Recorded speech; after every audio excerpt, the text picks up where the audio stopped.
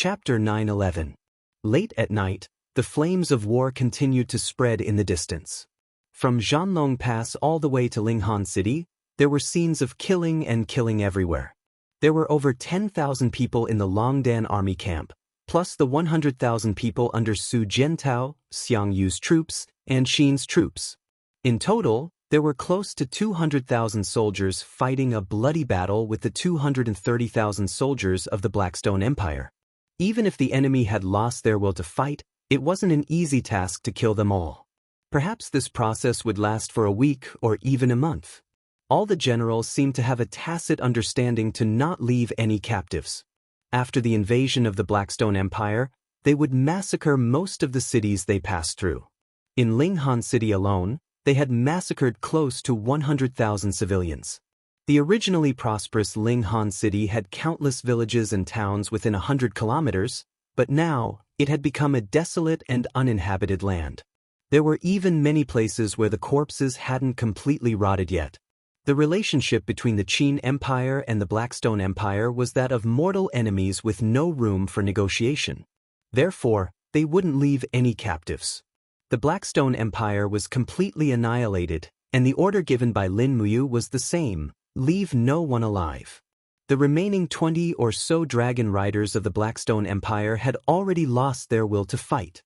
They flew away from the mainland and returned to the celestial pole continent. Meanwhile, the tiger leopard cavalry on the ground were gradually retreating under the sharpness of the magic crystal crossbows and white drill arrows. The outcome was already decided. At night, the Jianghu Pass residence was brightly lit. Servants and workers came in an endless stream. Wei Chou left Bai Yin and a group of guards to protect Lin Muyu. Meanwhile, Xin was protected by Terralin, Lake, and the others. The officials of the residence prepared an extremely sumptuous banquet. Firstly, it was to welcome Lin Muyu, and secondly, it was to celebrate the return of the Empress Qin Yin to the world. After 5 years of implementation of the three kings ruling the world, it was finally time to change the national policy. The candles were brightly lit. Under the illumination of the lanterns, Shangguan Jingyue happily sat beside Qin Yin, reminiscing about the feelings of parting. Lin Muyu suddenly raised her head and said, "We have guests." His spiritual pulse art was very sensitive to auras. It was not until 3 minutes later that Qin Yin also sensed it. She couldn't help but stand up and smile. "Yes, Shao Shi. We're going to welcome her?" N. Two silhouettes flew out of the mansion and headed north in the night sky. From afar, it seemed that Tang Xiaoxi had also sensed the aura here. Lin Muyu took out a dragon crystal and used it as a light source. She could see Tang Xiaoxi from a few miles away. Tang Xiaoxi was stunned. She saw a girl in a battle angel costume beside Lin Muyu. She looked very familiar. Although her eyes were closed, she could still vaguely recognize her. "Is that you?" Tang Xiaoxi asked in a trembling voice. Qin Yin didn't say anything. She just lightly opened her arms. Shao Yin." Tang Xiaoxi had mixed feelings. She quickly flew into Qin Yin's embrace. The two girls' figures created ripples in the air and rushed out for a long distance before stopping. Lin Muyu also flew over and said, "Shao Shi, how's the Seven Seas province? The Longji Corps has been defeated." Tang Xiaoxi was still hugging Qin Yin tightly, as if she was afraid that she would accidentally fly away. She said, "Commander Feng has instigated 100,000 wolf soldiers to join forces with our Cloud Pass, and defeated the 150,000 Longji army led by Feng Lan. Now that the Longji army has been defeated, I reckon that within a month, they will be chased out of Cloud Province by Commander Feng." "That's great." Lin Muyu was relieved. Now, the biggest threat was the 300,000 soldiers of the Tianji Empire led by Bai Minghuan. She didn't know if there was a battle in the direction of Tsangnan Province's steel wall. However, Tang Xiaoxi and Qin Yin didn't seem to be concerned about the battle. Instead, they were asking about each other's well-being. It would be a long story. Lin Muyu touched her nose. She felt that she was left out when the two women were together. She said, "I'm so hungry. Let's go back and eat while we talk, okay?" But Tang Xiaoxi was hungry too. After flying for a day without any rest, How could she not be hungry? When the three of them reappeared in the banquet hall, all the officials left their seats. Everyone knelt down in unison and shouted, "Greetings, Your Highness! Greetings, Emperor Qin! Greetings, Princess Shi!" Lin Muyu and Tang Xiaoxi looked at Qin Yin with a smile. Qin Yin understood tacitly. She raised her hand slightly and said, "Everyone, please rise and continue to eat. There's no need to be so formal."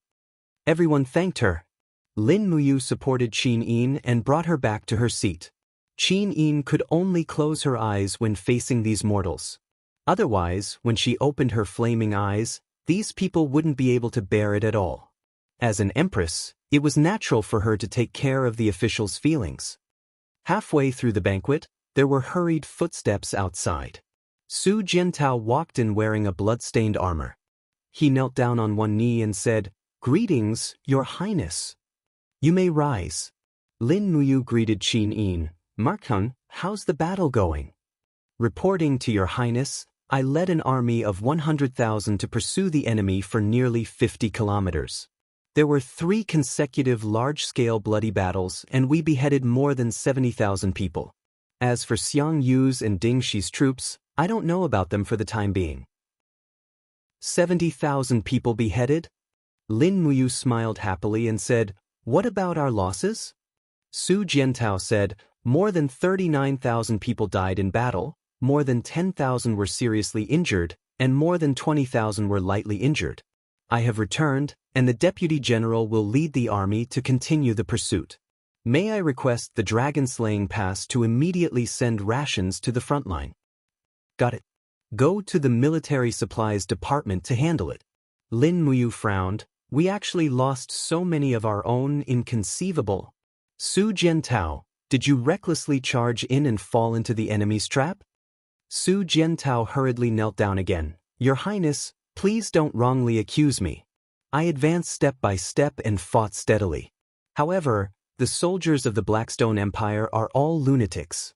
Once they are forced into a desperate situation, they start to fight with their lives on the line. Moreover, their beast cavalry is really powerful. Our 3 cavalrymen fought against 1 beast cavalry, but we still lost 1 person in battle. This kind of battle loss is considered not bad." Qin Yin murmured, "The overall battle power of the celestial pole continent is indeed above us, especially in close combat. Even an elite force like the Longdan army camp can only fight them to a draw. If it were any other army, they would definitely suffer a loss." Lin Muyu nodded, "Pass down the order to continue the pursuit. No matter the cost, kill all the enemy in the Soaring Sky province. Leave no one alive." The old official Zheng Yifan stood up, cupped his fists, and said respectfully, "Your Highness, since we have already recovered our lost land, then we should quickly send officials and guards to Linghan City and other major cities to guard. We should also put up notices to pacify the people and restore the administrative order of the Soaring Sky province as soon as possible. Otherwise, the civilians will become rioters, and when that time comes, the bandits will run amok." "Lord Fan is right. Let's leave this matter to Aunt Luo." Qin Yin smiled. Su Yu said respectfully, "I understand. Please rest assured, Your Highness Yin." Zheng Yifan said again, "Although the pursuit of the enemy is still ongoing, this old official thinks that we should prepare for a rainy day. We should immediately transfer elite troops from each army to start training. Sangnan province will soon have a big battle. If we wait until then to start training troops, I'm afraid it will be too late." "What does Yifan think should be done?" Qin Yin asked. Zheng Yifan said, "Our army in Lingnan has a total of 230,000 troops, but after killing the Blackstone Empire's bandits, the number of soldiers that can fight is estimated to be only half, which is 110,000. At the same time, the major cities in the Soaring Sky province need a portion of the garrison to pacify the people. We also need to leave a large number of troops along the coast to resist the attacks of the Blackstone Empire's pirates. Therefore, we can only use half of the remaining troops, which is 50,000 people. At most, Lingnan can only transfer 50,000 troops to reinforce the steel wall. This is the most difficult part for us." Qin Yin nodded and did not say anything. Xing Yifan was an old official for 3 generations. At the same time, he was also a highly respected and intelligent official. Naturally, there was not much to worry about with this old fox in charge. However, they could not completely give him power. Regarding this, Qin Yin, Lin Muyu, and Tang Xiaoxi had reached a consensus. Therefore, they had never given Xing Yifan too high of a position and power. But now that there were so many things to be done, they had no choice but to use Xing Yifan. Under the table, Lin Muyu held Qin Yin's little hand and motioned for her to speak. Qin Yin pursed her red lips and said, "Then this matter will be temporarily handed over to Duke Fan. Other than the troops in the Longdan army camp, which will be under Duke Wei's direct command, Duke Fan will be in charge of the rest of the army's reorganization. The commander of the new army will be Su Jiantao." Lin Muyu couldn't help but laugh inwardly. Qin Yin was too smart. She gave half of the power to Xing Yifan and let him do the work, but not the actual power.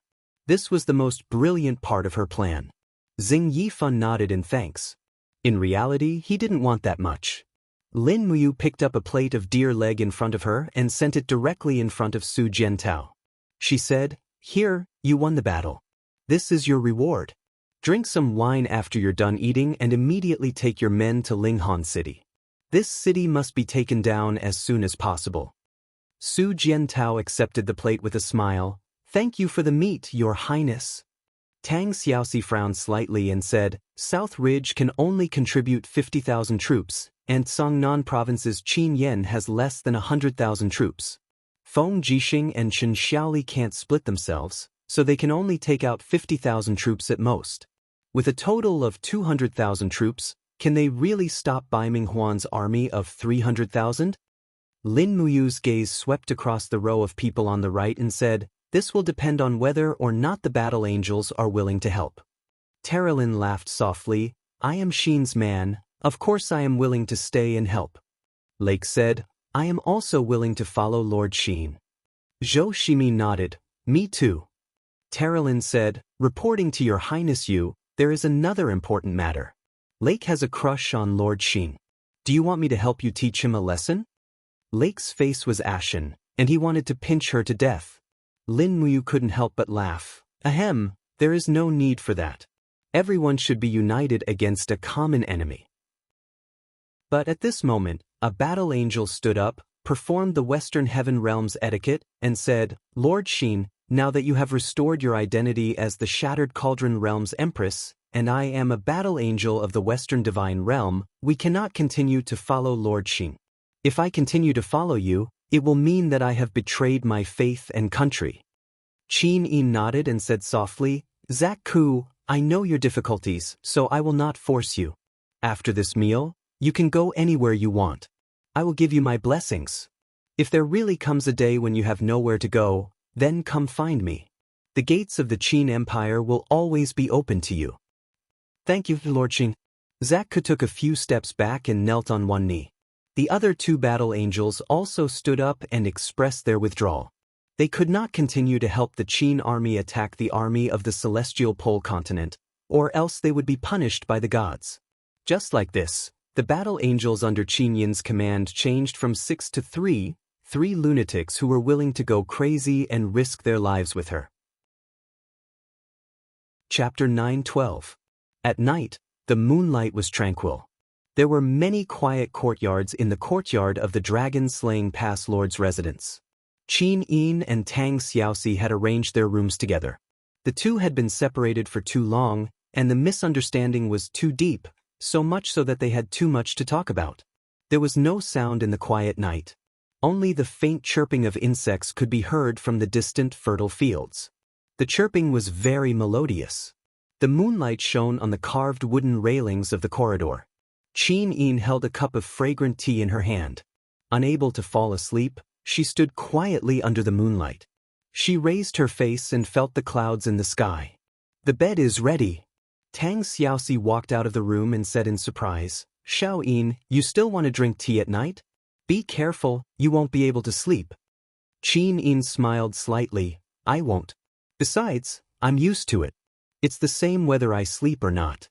For so many years, I haven't truly slept a night in peace." Tang Xiaoxi walked forward and held her hand. Pouting, she said, "Reincarnation must be very painful, right? What kind of feeling is that? The body and soul are separated and burned. It can't be said to be painful. Perhaps it can only be regarded as a kind of understanding?" Qin Yin looked at Tang Xiaoxi and saw her face full of guilt. She must still feel guilty for killing her in the blood-red abyss. Qin Yin held Tang Xiaoxi's shoulder and said with a smile, "Silly Xiaoxi, don't think about it anymore. It's all in the past. This is what I deserve. If I don't do this, how can I atone in front of you? After all, Master Lan's death was caused by me." "Grandpa?" Tang Xiaoxi nodded speechlessly. After a long while, she said, "Grandpa is too selfish. He even ordered the descendants of the Tang family to attack Lanyan City and build up an army for himself. Everyone's standpoint is different. I've experienced a lot over the years, and I'm much more sensible than I was back then. I deeply understand that every time I instigate a rebellion, it not only brings about a change in the imperial power, but also a decade of disaster for the common people. Grandpa's death in Bailing City is a nightmare for me, but it's good news for the world." As she spoke, Tang Xiaoxi's red lips twitched, and she sat on the railing as she muttered, "I'm an unfilial descendant of the Tang family for saying such words. But that's what I think in the bottom of my heart. Little Yin, you're the successor of the Qin family, and you have your own standpoint. I hate you for killing my grandfather, but I also understand why you did it.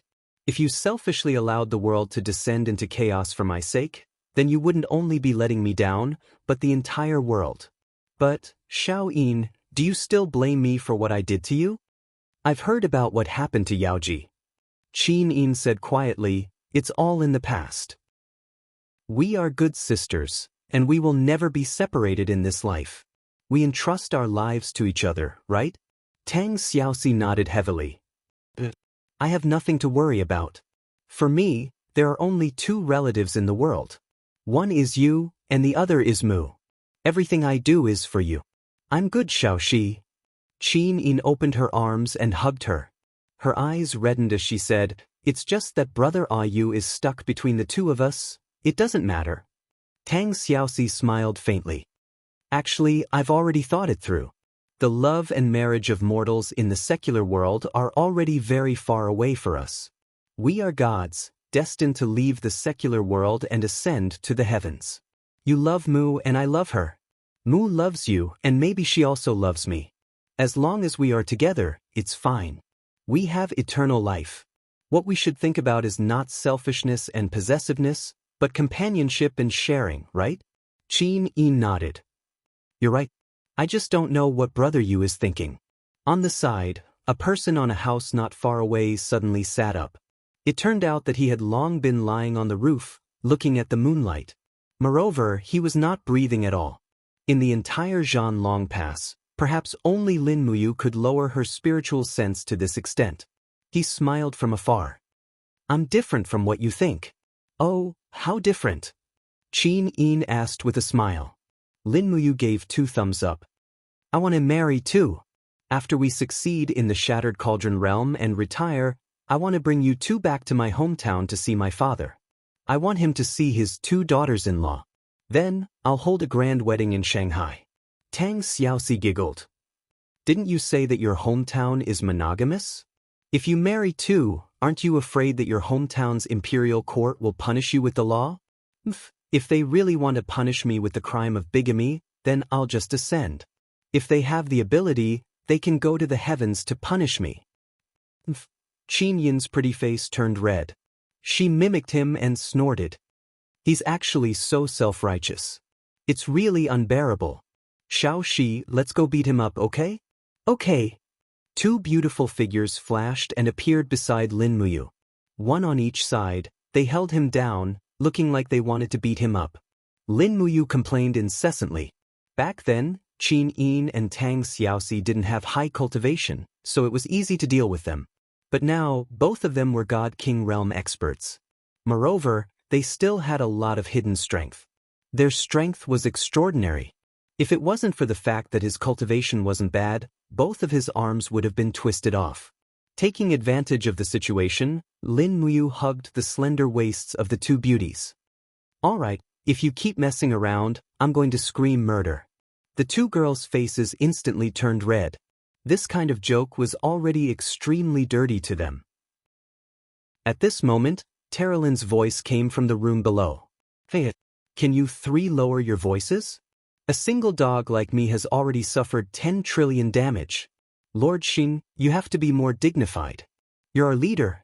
Qin Yin's face turned even redder. Wu, all right, stop messing around. Let's get down to business. Lin Muyu was still hugging the two beauties on both sides. This was probably the reward for all those years of hardship and pain. While feeling the fragrance and vitality of the two beauties, he said, Xiao Yin, I heard that you're already the Dark Moon Queen of the Banished Land. The entire Banished Land is under your control? Qin Yin nodded. But those memories of fighting and killing each other, I'd rather not exist. No, they can still exist. I've seen the weapons of the Xin Legion's soldiers from the Banished Land. They seem to be very advanced. How many of them are still in Dragon-Slaying Pass? Qin Yin was at a loss. You want to study these weapons? Yes. Lin Muyu reluctantly let go of the two beauties' waists. She clenched her fists and said, Technology is the #1 productive force. Forget it. You might not understand, but these weapons might affect the future situation of the entire continent. Xiao Yin, how many more Banished Land legions are in Dragon-Slaying Pass? They didn't participate in the pursuit. They've basically all returned. There are about 7,000 or so left. They're stationed in the Xin Legion's camp 3 miles west of Dragon-Slaying Pass. Can you two sleep? Lin Muyu asked. The two beauties shook their heads. Very good. I can't sleep either. Let's go to the Xin Legion. I want to see those weapons and equipment from outside the world. Okay, Xin Legion. Nighttime. 2 huge war chariots were parked between the tents. The searchlights at the front were constantly rotating and scanning the surroundings. On the chariots stood 2 soldiers armed with Origin submachine guns. Swoosh, swoosh, swoosh. 3 silhouettes descended together. Who is it? Halt. The soldiers raised their guns vigilantly. The people inside the tents also rushed out with cold weapons or broken firearms in their hands. All of them looked nervously at the intruders. Under the illumination of the headlights, the figures of Lin Muyu, Qin Yin, and Tang Xiaoxi appeared before everyone. So it's your majesty. The group of soldiers knelt down. Greetings, your majesty. Dispense with the formalities. Qin Yin raised her hand lightly. Go back to the tent and rest. I'm only here to visit. Yes. Qin Yin held Lin Muyu's hand. She smiled and said, All right, you can now examine these weapons and equipment. You can study any one of them in detail. Lin Muyu walked forward and said to one of the leaders, Can I see your weapon? How could the leader refuse? He hurriedly handed it over and said, Your Majesty, be careful. This is a heavy Origin rifle with powerful firepower. When used by a monarch rank expert, 1 shot is enough to kill a saint. Oh! Lin Muyu took the heavy rifle and studied it carefully. This kind of gun was similar to the guns on Earth, but the magazine was completely different. She couldn't feel a bullet enter the chamber at all after loading it. She asked, What's going on? What's the principle behind it? The leader laughed. Your Majesty, this Origin energy gun is different from ordinary guns. It doesn't rely on gunpowder to propel it, but rather, it needs to be charged with Origin power. You only need to pour a small amount of your power into the butt of the gun to charge it, but with your Majesty's power, just a small amount is enough. Otherwise, this gun will be useless. This leader had personally witnessed the battle between Lin Muyu and Bailey Qin, as well as the spectacular scene of Lin Muyu killing Fu Yu and Han Shu. The land of exile had always respected the strong, so he was naturally both respectful and fearful of Lin Muyu. Lin Muyu exerted force with one hand and slowly poured her supreme divine power into the Origin rifle. As expected, the charging mechanism in the magazine began to flicker and brighten up before Lin Muyu's power had even reached 5%. Your Majesty, that's enough. The leader was astonished. The origin battery is about to explode. You can't go on. Oh, Lin Muyu returned the rifle to him and asked with a smile, "Do you know how to make this kind of rifle?" "I don't." The leader shook his head and said, "This lowly one is just a mercenary from a remote star system. I only know how to use them, but I don't know how to maintain them." Oh, Lin Muyu was somewhat disappointed. She asked again, "Are there any mechanics in the army of exile?" "Mechanics?" The leader was stunned. "I think there's an old mechanic, but his strength is extremely low. He's practically a piece of trash. We've arranged for him to cook in the kitchen camp. His name is—" This lowly one has forgotten. Lin Muyu looked as if she had obtained a treasure. She laughed in ecstasy and said, "Don't say anything else. Bring me to this mechanic immediately." He knew that the changes this mechanic could bring to the Shattered Cauldron realm might be equivalent to Qin Xiling's value. This mechanic and Qin Xiling, two mortals, could produce enough power to change the future of an entire plane. Chapter 9:13. Inside the kitchen, when almost all the banished army had fallen asleep, the kitchen was bustling with activity. Dozens of people were rapidly preparing the ingredients for breakfast the next day. The people from the banished land were like starving ghosts. They couldn't fill their stomachs in the banished land all year round. In the end, coming to the Shattered Cauldron realm was like going to heaven. The Southridge province was incomparably fertile, and there were countless resources. Every day, they would eat white rice, meat buns, and meat dishes in soup until their bellies were round. "Brats, go and carry that boar over." The old veteran shouted, "Cut open its intestines and marinate it. We'll start roasting it at midnight. Our brothers will be able to eat delicious marinated meat in the morning." The group of young soldiers nodded and went to carry the boar.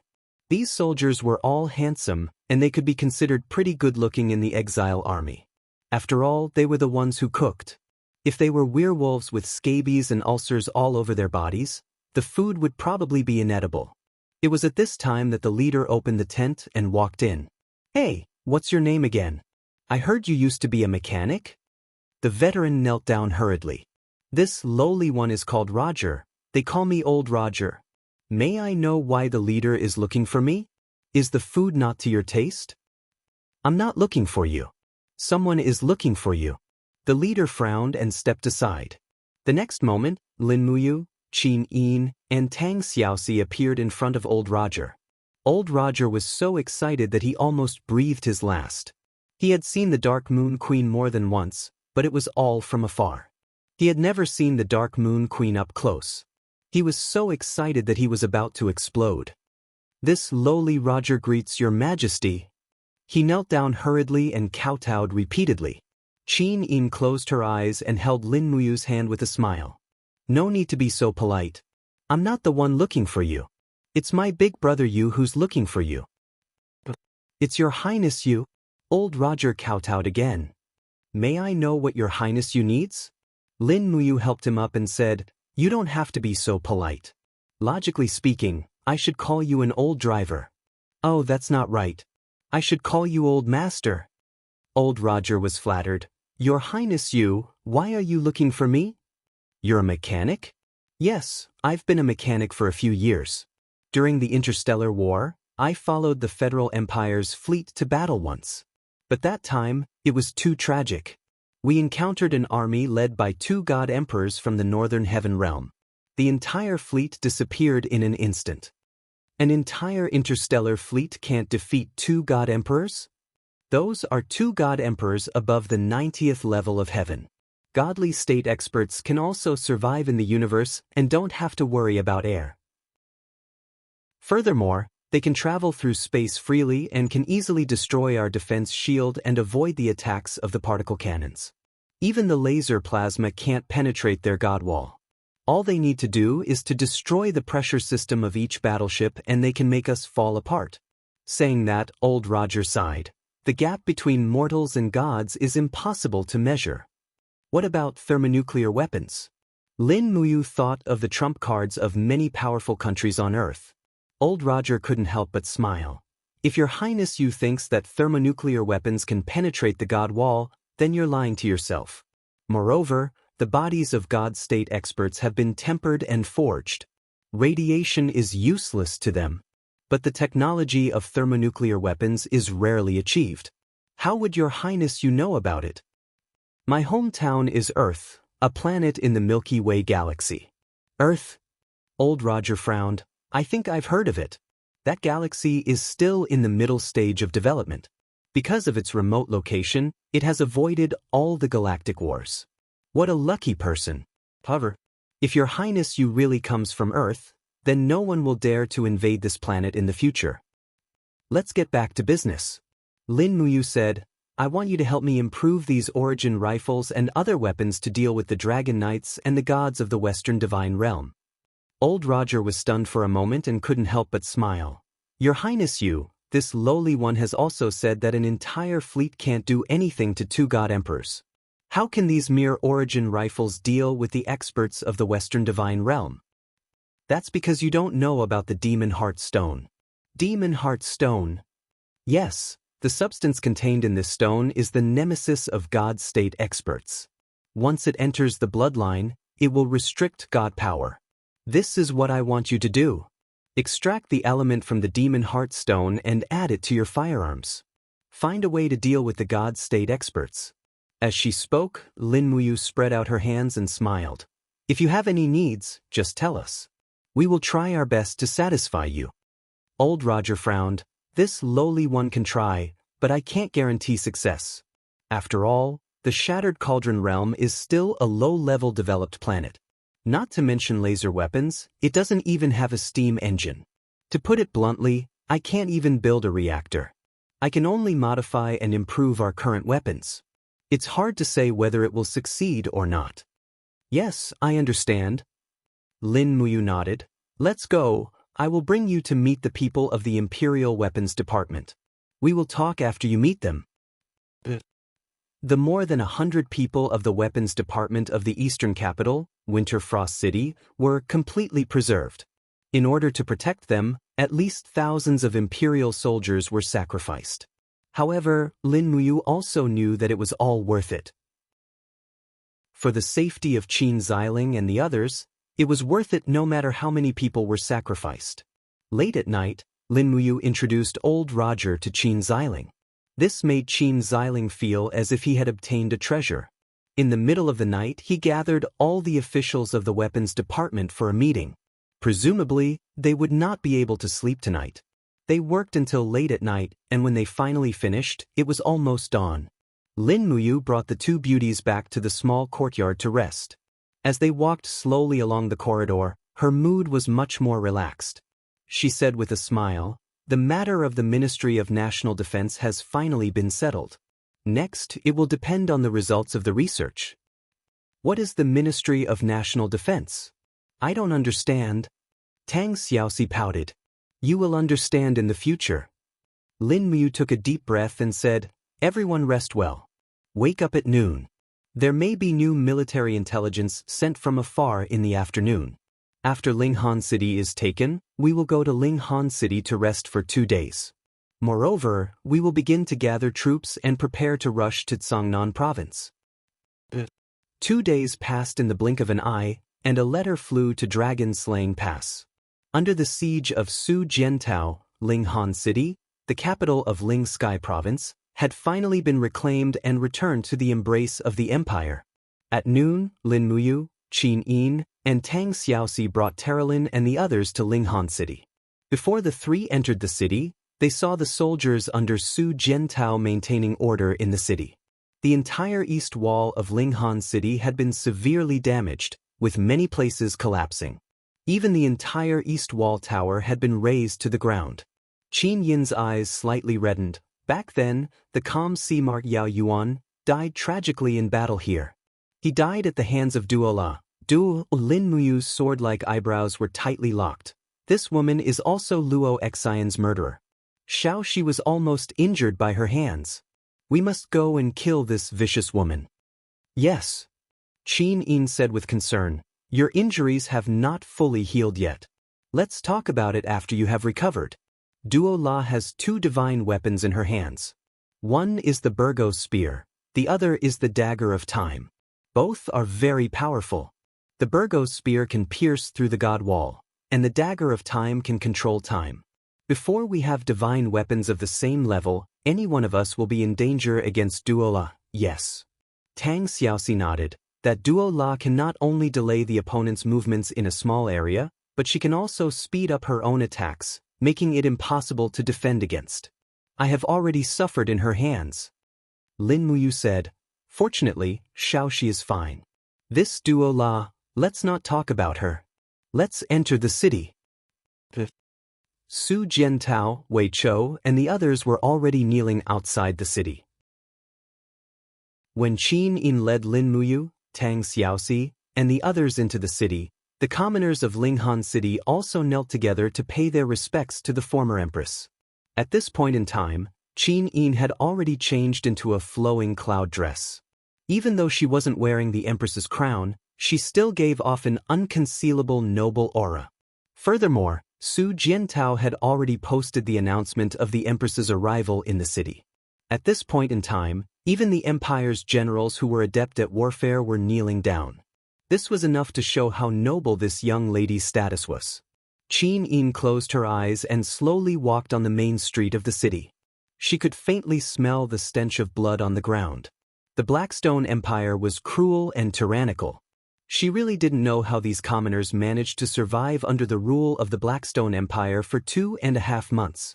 Greetings, Your Highness. All the generals and commoners shouted in unison. Qin Yin was slightly taken aback. She infused her divine power into her heavenly voice and said, "Everyone has suffered. The Qin family came late and caused everyone to suffer so much. But in the future, it will not happen again. As long as the Qin family exists, Linghan City will exist." The commoners all kowtowed. Wei Chou led the warhorses in front and let Qin Yin, Lin Muyu, and the others get on. Otherwise, it would probably take 2 hours to reach the governor's residence. However, Qin Yin didn't gallop wildly on the horse. Instead, she walked slowly and spent a full hour to reach the governor's residence. She knew that she had to let the commoners of Linghan City see her so that they would have hope again. The invaders had invaded and swallowed up half of the empire's territory. If there was no faith, no one would be able to continue working hard. Wei Chou urged his horse and followed closely beside Lin Muyu. He reported the situation of the battle. Xiang Yu's troops have already killed their way to Dongtian Prefecture and will soon reach the east coast. The Blackstone Empire has more than 200,000 soldiers, and it is already not bad if only 50,000 are left. Their era of rule in the Lingkong province is over.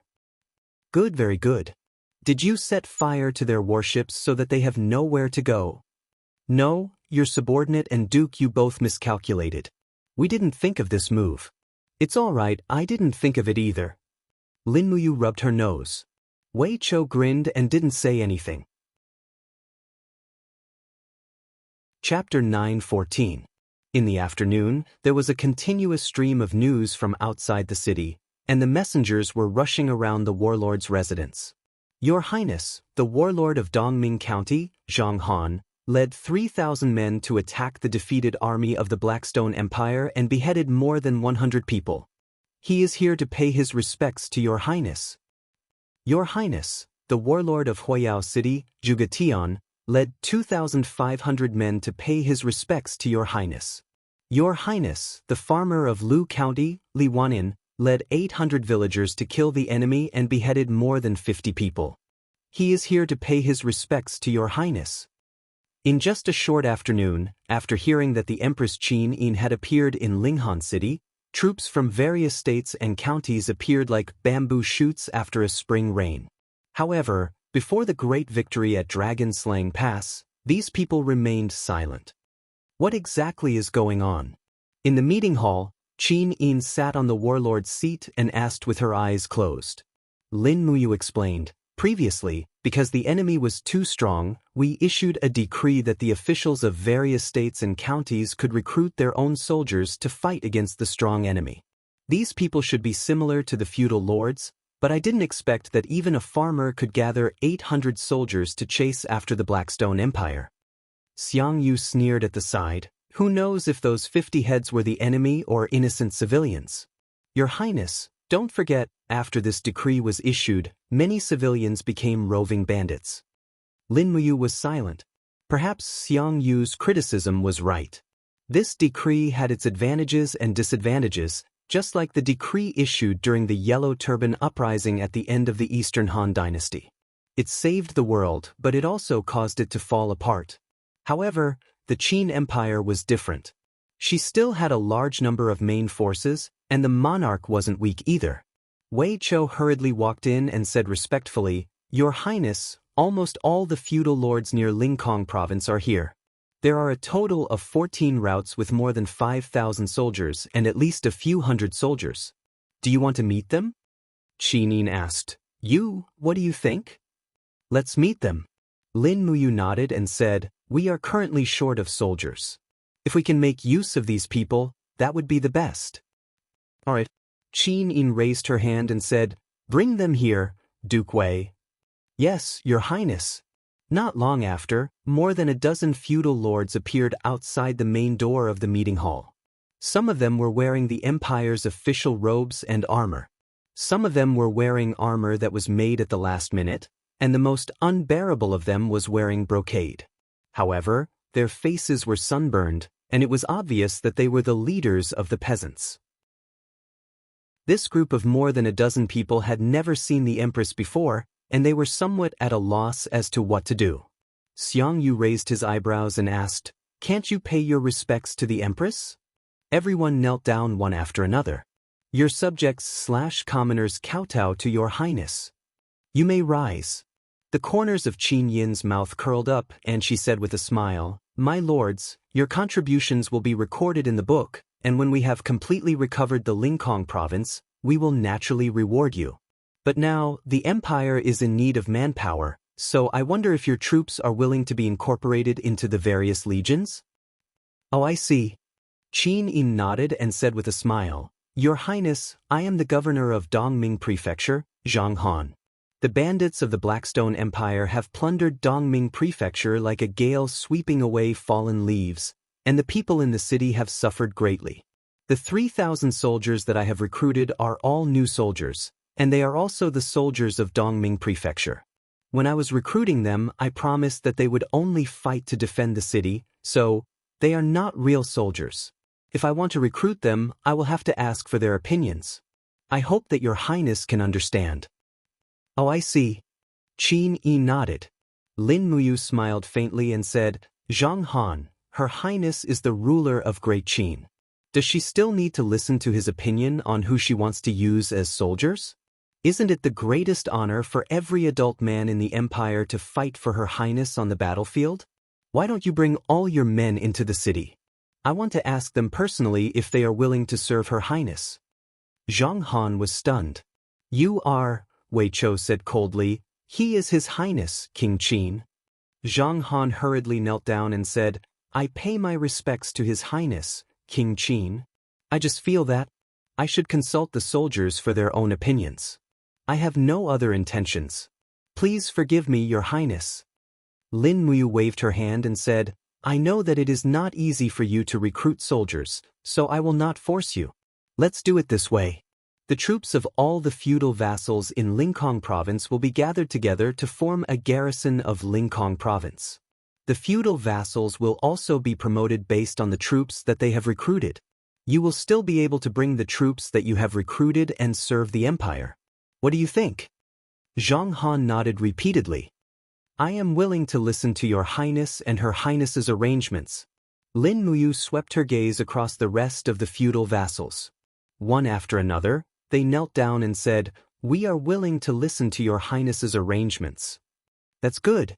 Lin Muyu looked at Wei Chou and said, "In that case, I will leave the matter of reorganizing the garrison of Lingkong province to Duke Wei. Duke Wei will also serve as the temporary commander of this new army. As for the Longdan army camp, I will personally lead it." Wei Chou nodded and smiled. "Yes, Your Highness." Now that Qin Yin had returned, Lin Muyu could finally take the time to lead the troops herself. It was also very suitable to appoint Wei Chou as the commander of this new army. Wei Chou was a famous general of the empire and had many successful battles. In terms of prestige and ability to lead troops, he was also one of the best in the empire. He was able to convince the masses and had the ability to lead a new army. Tang Xiaoxi smiled at the side and said, "Let's wait here for a few more days. Based on the current situation, there will definitely be many feudal vassals rushing over from all over Lingang province within 3 days." Qin Yi nodded and smiled. Su Jiantao said, "These bastards. I don't see them usually, but when it is time to ask for rewards, they all appear." Zhen Yifan laughed heartily. The prefects and city lords of the various prefectures and commanderies usually don't have much military power. This time, they're taking the opportunity of the imperial edict to make more contributions and think about their future. It's actually quite normal. Su'er also nodded and said, "Yes, that's right." Lin Muyu slowly sat down and said with a cold gaze, "As long as these people don't cause trouble, then everything can be discussed. Wei Chou, you must appease the people's hearts. These feudal vassals all have different thoughts. You must intimidate them and win over the people's hearts at the same time. Right now, we still have 400,000 enemies from the Tianji Empire, so we can't let anything happen at the back." "Yes, Your Highness," this subordinate understands. Wei Chou cupped his fists and smiled. "Then, this subordinate will lead the guards out of the city to appease the feudal vassals, and arrange camps and provisions for them. Yes, go. Be careful." 3 days passed by in the blink of an eye. The various feudal vassals from the Ling Sky Province, Lingnan Province, and Mingshan Province all rushed over upon hearing the news and gathered in Linghan City. Outside the city, there was a majestic camp. Although most of them were new soldiers, there were at least 40 feudal vassals and several tens of thousands of soldiers. This made Wei Qiu extremely happy. After a series of bloody battles, the Courage Dragon camp was only left with 13,000 soldiers. But in the blink of an eye, so many new soldiers had arrived. The opportunity to replenish the soldiers had arrived. Inside the meeting hall, everyone was drinking afternoon tea. "How many soldiers are there in total?" Lin Muyu looked at the name list and asked. Wei Chou said happily, "So far, there are more than 74,000 soldiers. I estimate that there are still tens of thousands of soldiers on the way." Zheng Yifan smiled. "Congratulations, Duke Wei. The garrison army has just been established, but it already has more than 100,000 soldiers. Speaking of which, in terms of numbers, it can already be considered the #1 army of the empire." Wei Chou said helplessly, "Why must Lord Fan make fun of me? I'm afraid that the combat strength of these 100,000 soldiers cannot even compare to the 10,000 infantry and cavalry of the Longdan army camp." At this moment, a civil official walked in with a thick booklet in his hand, and he said, "The Assistant Minister of the Ministry of Revenue, Jiang Chong, greets Your Highness Yin." "Rise, speak." "Yes." Jiang Chong placed the register on the table and flipped to the first page with a trembling hand. He said, "The Ministry of Revenue has done a rough count. Last year, the Lingang province had a total of 5 million households. Assuming that each household has 8 members, the total population is 40 million. We started counting from a month ago, and the current number of households is only about 3,300,000. When the Blackstone bandits came, many of the commoners were killed, captured, or hid in the mountains and forests. Nearly half of the population was lost, and the feudal lords forcefully conscripted the commoners. Now, the Lingang province can be said to be 100 things waiting to be done, and the farmland is barren. Your Highness, please rule the country with benevolence and pardon the taxes of the Lingang province for 3 years." Qin Yin was surprised, and she lightly touched Tang Xiaoxi's hand, asking for help. After all, Qin Yin had been away from the Shattered Cauldron realm for too long, and there were many things that she didn't understand, so she couldn't make a rash decision. Tang Xiaoxi stood up and said, "Her Highness the Empress has decreed that all the commoners in the Lingang province will be exempted from taxes for 1 year, and the rewards for reclaiming land will be increased.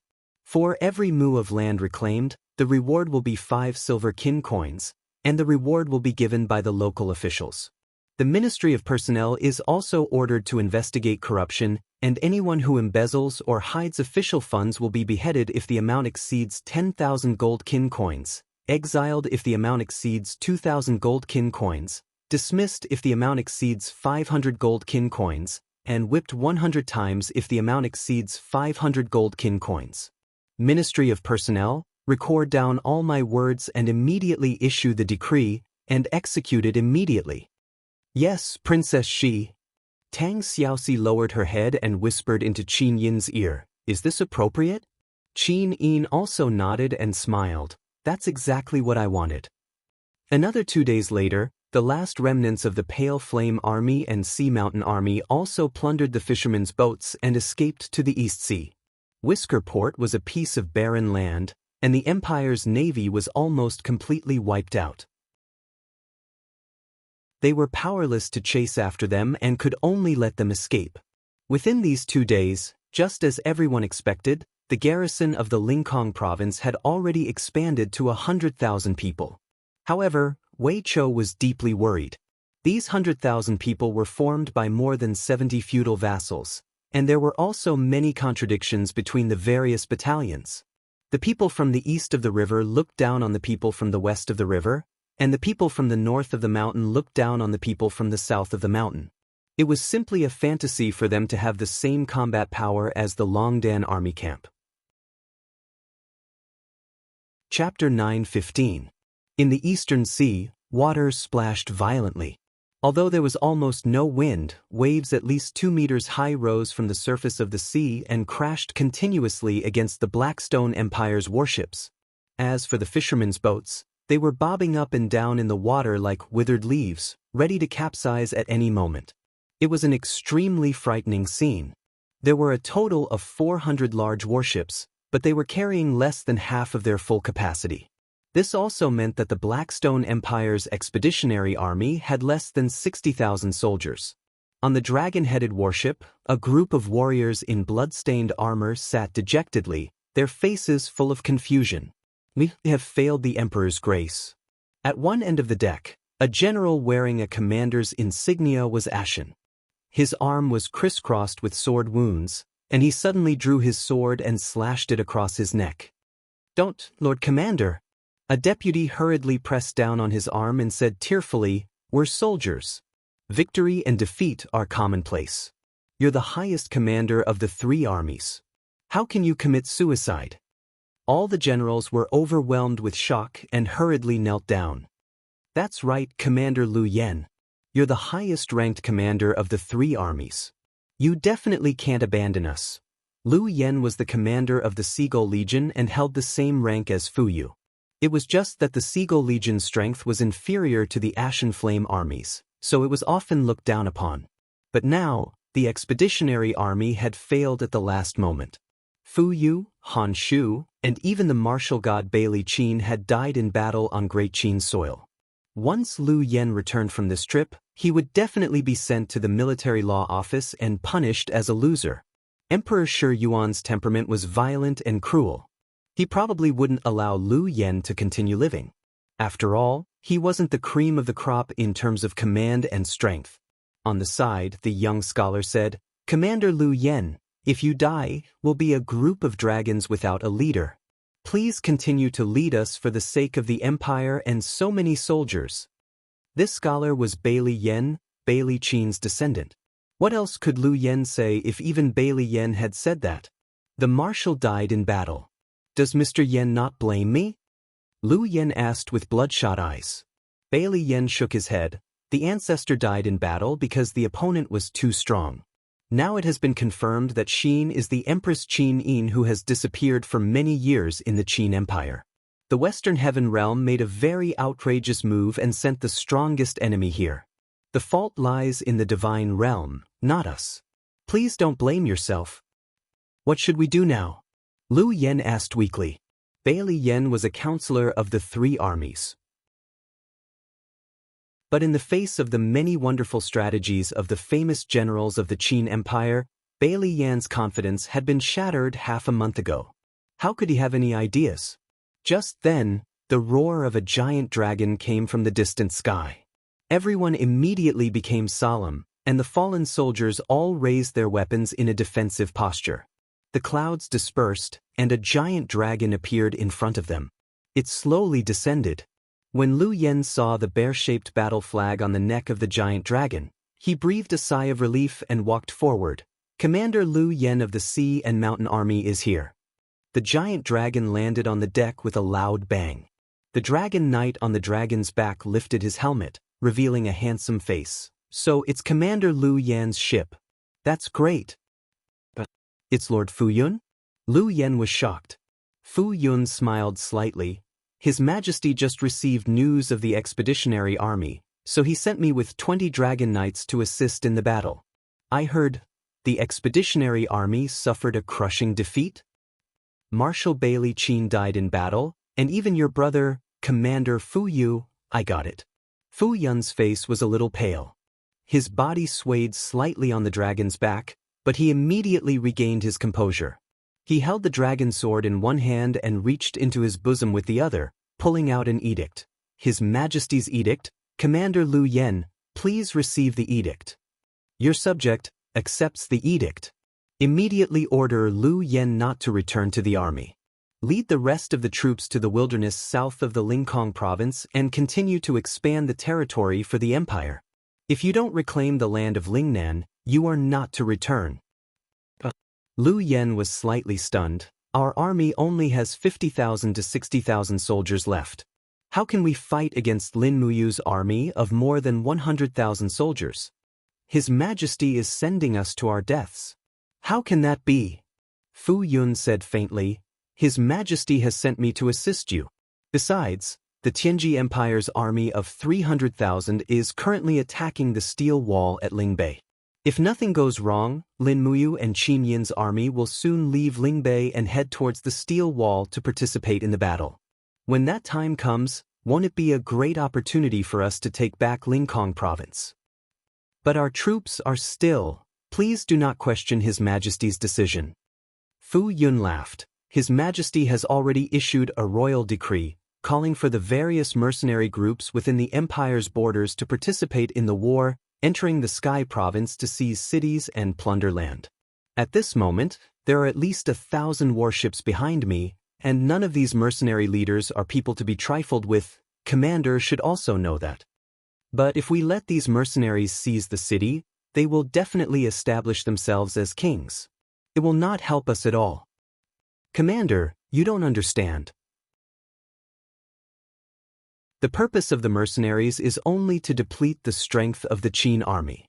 Our real goal should be more long-term, such as the Qin family's capital, Lanyan City." "Ah." Lu Yen was startled and nodded slightly. I understand. Then what are you waiting for?" "All right." Lu Yen stood up straight and said with a loud voice, "Immediately send the order, turn the ship around and head for the coast 200 miles south of the Lincoln province to find a way out." Further south of the southern border of the Lincoln province, 100 miles of dense forest covered the area. There were tigers, pythons, poisonous insects and so on in the forest. It was difficult for ordinary people to reach. It was also because of the existence of this natural barrier that the Empire's territory did not continue to expand further south. But there were still human beings in the south, the Southern Wasteland tribe. In the eyes of the people of the Empire, the Southern Wasteland tribe was also known as the Southern Barbarians. They were a group of completely uncivilized races. They did not even know how to plant crops. They did not even know how to start a fire.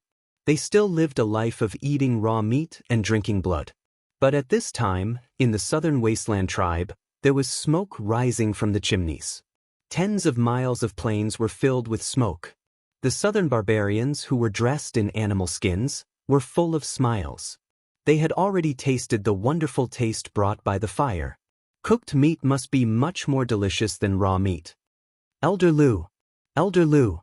The clansmen surrounded the bonfire and danced an ancient totem dance. The chiefs of more than a dozen large tribes of the Southern Wasteland tribe gathered here. Their faces were full of joy. They shouted, "Elder Lu," to an old man in the middle. In their language, this meant Holy Lord. The old man was wearing a king's robe. His face was full of smiles. He stroked his beard and smiled without saying a word. He was none other than the commander-in-chief of the Iha country, Qin Yi. And at this time, Qin Yi seemed to have integrated with the life of the southern wasteland tribe. Behind Qin Yi, a group of subordinates of the Iha country were full of smiles.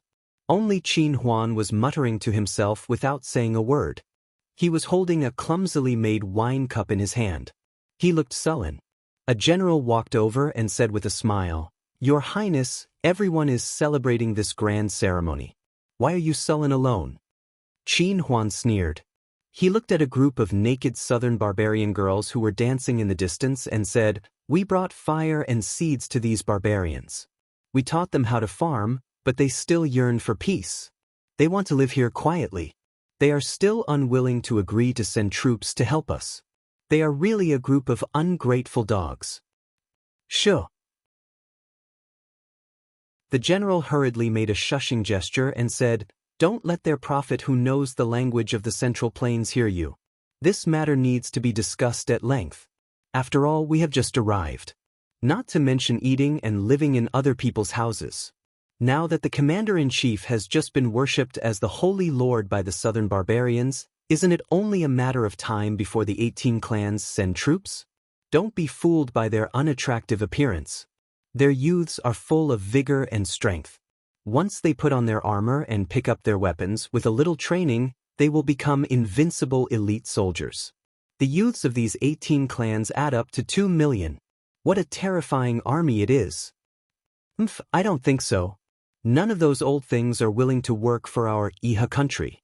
As he said this, Qin Huan suddenly changed the topic and asked, "I heard, there is news from the Lingnan that Qin Yin has been resurrected and that Ding Shi is not dead.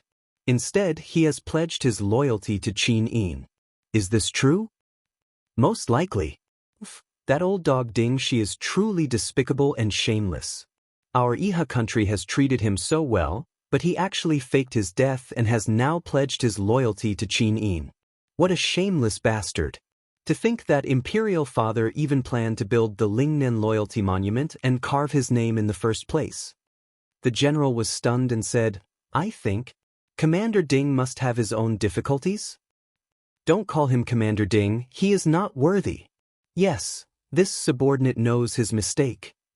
Just as the celebration was going on, a Warhawk scout suddenly descended from the sky in the distance. He looked like he was on the verge of collapse, and his face was full of panic. He scrambled into the crowd and said, "Commander-in-Chief, something bad has happened. Commander-in-Chief, something bad has happened." "What's going on?" Qin Yi turned around and asked. The scout hurriedly knelt down and said, "Many warships have appeared on the southern coast. They are the warships of the Blackstone Empire. There are flags of the Ashen Flame Army and the Sea Mountain Army. The total number of soldiers seems to be at least 50,000, and there is also a Dragon Knight Legion following them. They are less than 50 kilometers away from us." "What, 50 kilometers?" Qin Yi suddenly stood up and sneered, "It seems like they are coming for us. However, a mere 50,000 soldiers want to contend against the 150,000 soldiers of our Iha nation? Who will go and fight?" The generals all kept quiet out of fear, and no one said anything.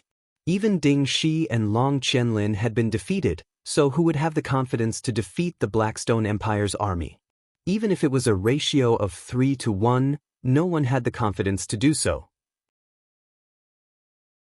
Finally, Qin Huan stood up from the crowd and cupped his fists, saying, "Imperial Father, since no one is willing to go, this child is willing to lead the army." Qin Yi frowned and couldn't help but feel a wave of sorrow in his heart. With Ding Shi and Long Qianlin dead, the Iha nation actually didn't have any more useful generals.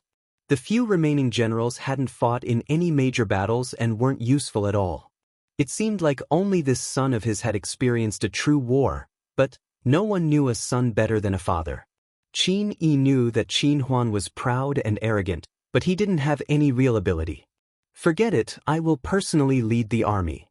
Qin Yi lightly waved his hand and said, "3 armies, listen up. Prepare for battle. We will fight against the Blackstone Empire's army on Zilu Plains." Elder Lu. Elder Lu. Behind him, The clansmen of the southern desolate tribe all praised him, but Qin Yi couldn't say anything. Chapter 9:16. Empire Calendar, Year 7742, on the Zilu plain of the southern barbarian land, the sound of horse hooves resounded through the 9 heavens.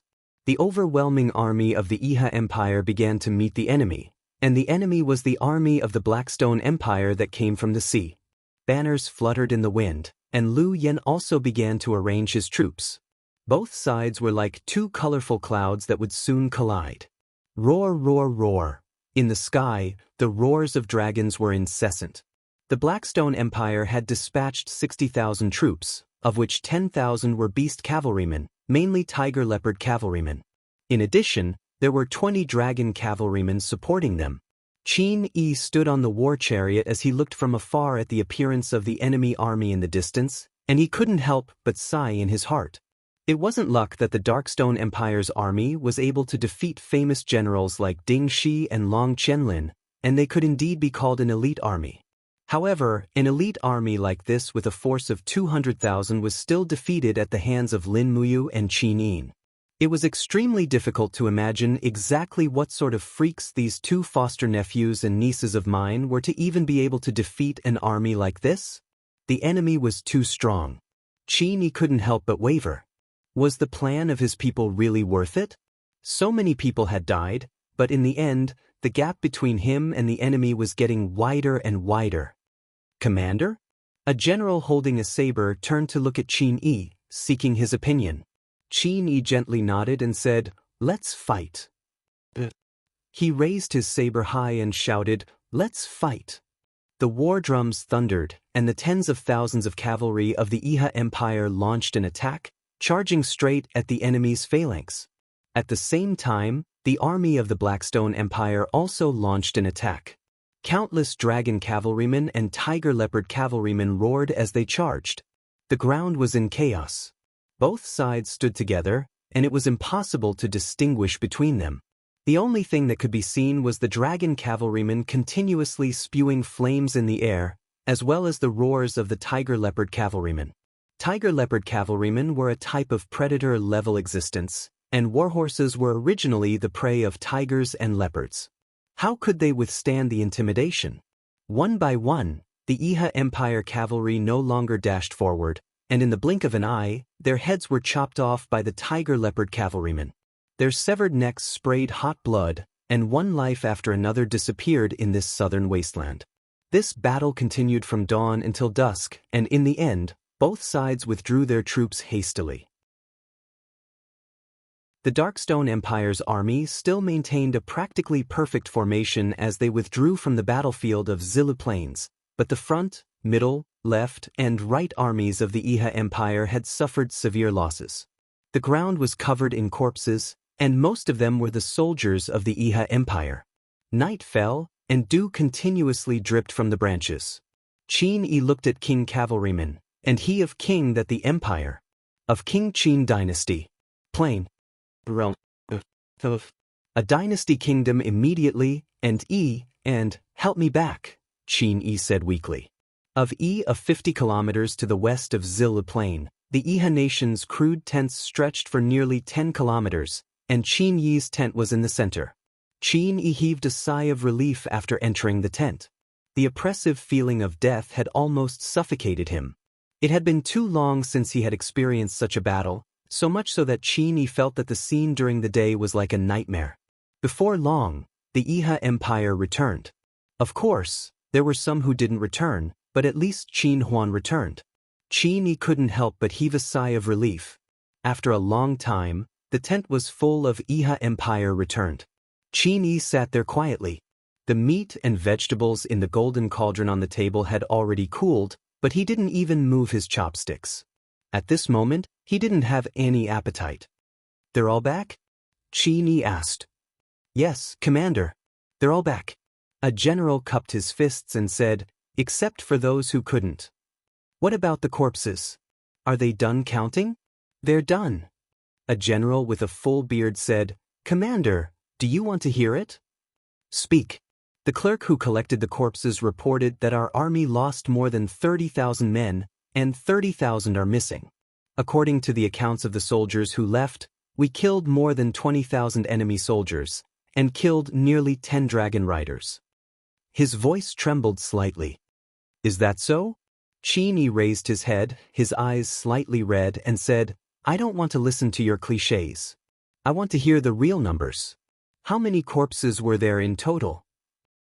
Reporting to Commander, the corpse collection team reported, they received a total of 63,500 corpses from our army. What about them? The Blackstone Empire left behind 5,240 corpses. The other 10,000 corpses should have been taken away by them. Bullshit. Qin Yi slammed the table and stood up, roaring angrily, Do you all think I'm blind? I saw it clearly. The Blackstone Empire didn't take away a single corpse. They only used 5,000 people to exchange for nearly half of our army. Nearly half. Even if you're all scarecrows, how could you let them kill so many people in a day? Soldiers are trained for 1,000 days to be used in a single day. Is this how you repay the Iha Empire? Don't you all usually claim to be veterans of hundreds of battles, possessing both courage and wisdom? What happened now? In front of the Blackstone Empire's army, you're like 3-year-old children, unable to withstand a single blow. Unable to withstand a single blow. As he spoke, Qin Yi's body suddenly trembled, and he spat out a mouthful of blood. Commander! Imperial Father! Qin Huan and the others hurriedly stepped forward to support Qin Yi. He seemed to be in a state of panic. This general is incompetent. All the generals uniformly knelt on the ground, but this was how war was. In the face of such a great disparity in strength, they could only accept their fate.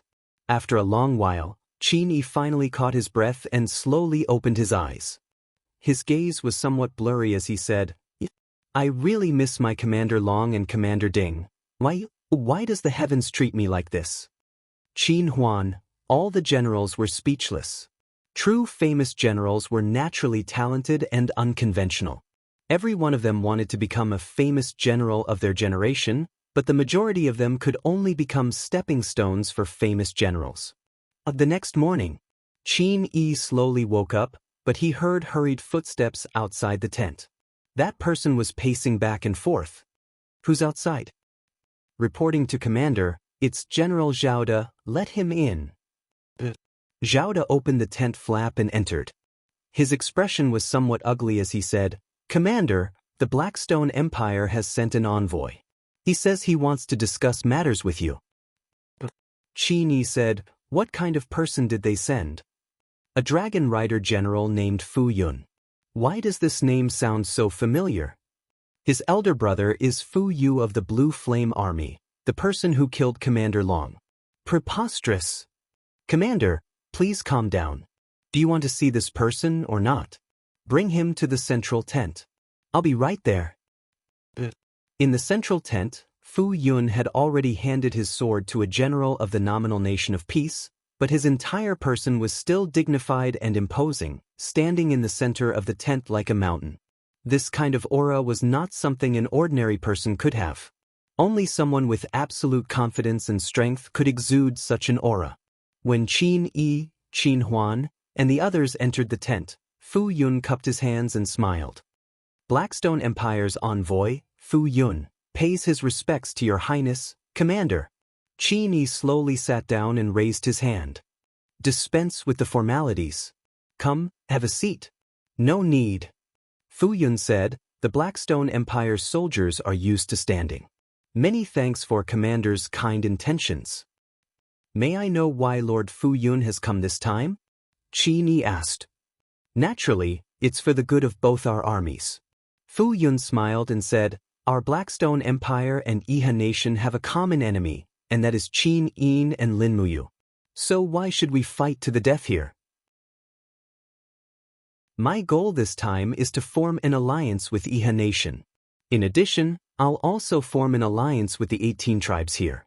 Qin Huan couldn't help but say angrily, Yesterday was a battle to the death, and today you want to form an alliance?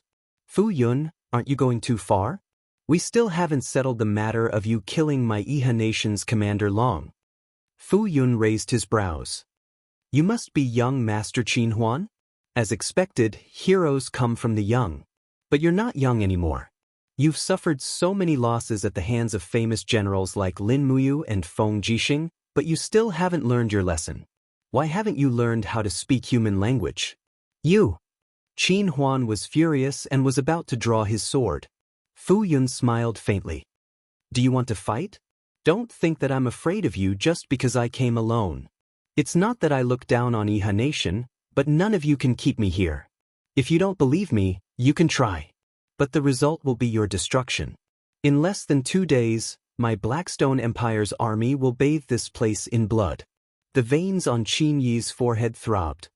Lord Fu Yun, since you're here as an envoy, there's no need to be so angry. Let's talk about the details of our cooperation. A commander is a wise man. Fu Yun said, it's very simple. We'll establish an alliance and choose a day to set out on the northern expedition. The Iha Nation will attack the Bright Mountain province, while our army will attack the Lingkong province. This will catch the Qin army off guard.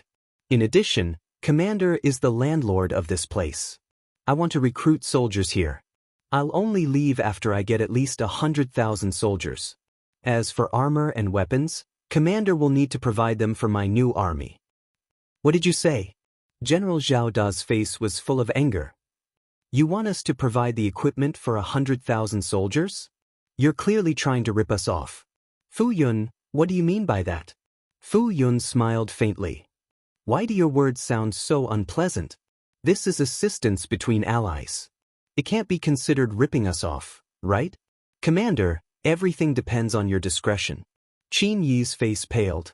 He knew that Fu Yun was the kind of person who would do what he said. How could he not lower his head when under low eaves? Being extorted for 100,000 sets of equipment was much better than being completely wiped out. 100,000 sets, so be it. Qin Yi muttered. I hope that Lord Fu Yun will restrain your army when you return. You must not offend my Iha Nation's army. Otherwise, this alliance will cease to exist. Yes, I'll definitely do as you say. Fu Yun respectfully clasped his hands and said, I wonder when the new soldiers and equipment will be ready? I'll send someone to collect them. These need to be prepared slowly. No, it can't be slow. You must select 20,000 new soldiers and 20,000 sets of equipment every day. I'll send someone to collect them. Commander, you must do this. Fu Yun raised his eyebrows and smiled. This is the condition of our alliance. It's not negotiable. Qin Yi's eyelids twitched. I understand. Lord, please return. Thank you, Commander. When Fu Yun walked out of the tent, everyone was in an uproar. Bandits. They're practically bandits. Despicable people from the Blackstone Empire. Why don't they just die? Commander, you absolutely cannot agree to this. The dignity of the Iha Nation is about to be gone. Qin Yi swayed as he walked out of the tent. Suddenly he fainted.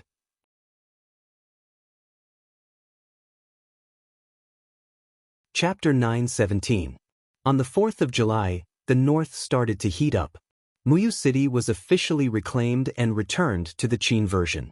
Feng Jixing, Chen Xiaoli and the others chased them all the way and chased the remaining 50,000 Longji army into the 8 wastelands. They left 50,000 troops to defend the border while the other 100,000 returned to Muyu City. At the same time, Feng Jixing didn't let Big Wolf Lord Mao Dun and the remaining 50,000 wolf soldiers go. In the middle of the night, the sound of cicadas swept through the camp in the wilderness. The candlelight flickered and Feng Jixing put down the book in his hand. He frowned. Who is it? Come in. It is me, Your Highness. The one who walked in was Luo Yu, one of the deputy commanders of the Imperial Army and one of Feng Jixing's most capable generals. It is so late, what is it? Feng Jixing asked. Luo Yu had a nervous expression as she said, Your Highness, we've already followed your orders. All 50,000 wolf soldiers have been arranged to set up camp in a valley 3 miles away. The weather is hot and dry now, so as long as we seal off all the exits, we can burn all the wolf soldiers to ashes. But, do we really want to do that? What are you hesitating for, Luo Yu? Feng Jixing smiled and asked.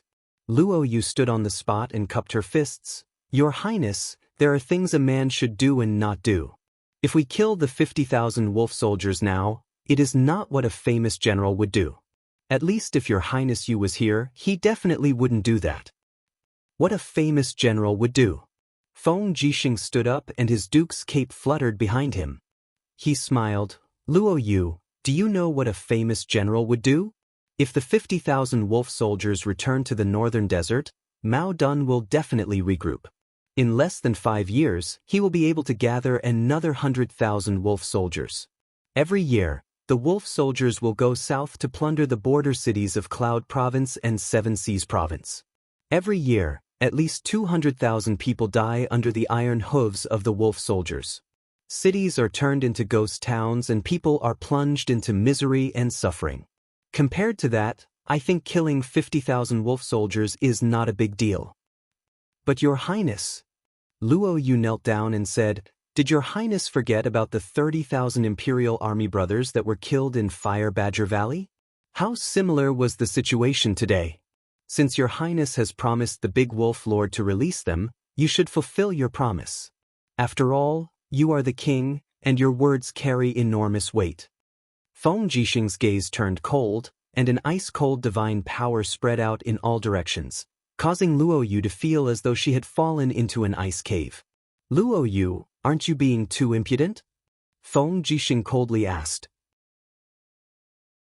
This subordinate doesn't dare, this subordinate just. Luo Yu almost couldn't breathe, he couldn't help but kowtow. This subordinate knows his mistake. Please calm your anger, this subordinate, enough. Feng Jixing raised his arm and said, the wolf tribe of the northern desert has always been our mortal enemy. They have invaded the south time and time again, making use of their cavalry and nomadic nature to catch us off guard. Ever since the King of Light ascended to the throne, the northern desert has killed countless soldiers and civilians of our empire. Why should we be merciful to such enemies?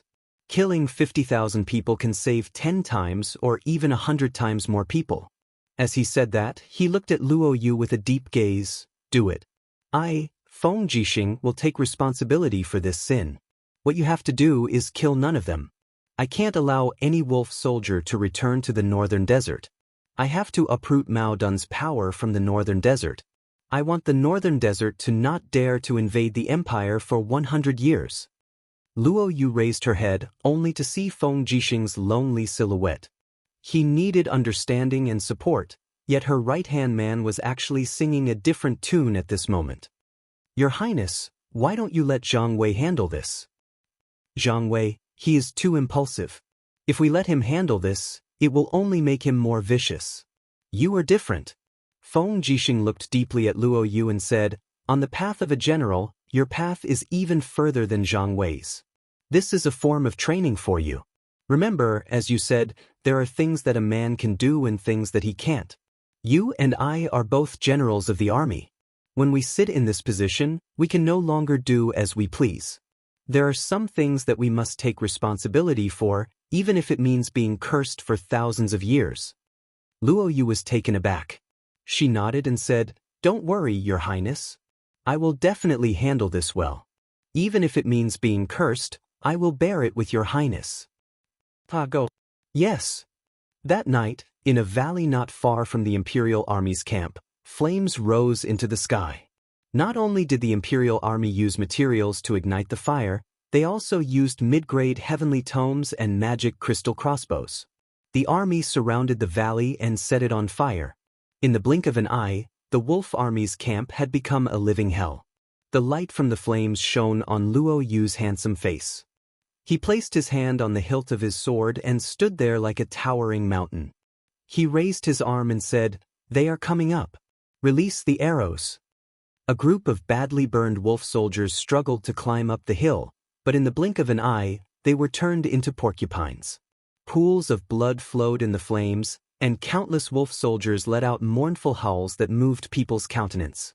Amidst the crowd, a warhorse galloped recklessly. It was Big Wolf Lord Morden's warhorse. Ever since he had submitted to the wind, almost all of the wolf soldiers' warhorses had been taken away. Only the big wolf lord and a few others were still able to keep their warhorses. Morden's warhorse was a desert thousandly horse. Almost all of its fur had been burned off, but it still galloped as if it was flying. It neighed loudly as it charged out of the burning camp, straight to the edge of the valley, and shouted, "Why?" Mao Dun roared, "Why? Feng Jixing, you said that you would spare our wolf tribe. Why are you doing this to us?" On the mountain ridge, Luo Yu said in a clear voice, "Great Wolf Chieftain, please forgive us. We have our reasons to kill you. Your tribe is a wolf, a tiger. We have no reason to let the tiger return to the mountain." "Luo Yu, you bastard!"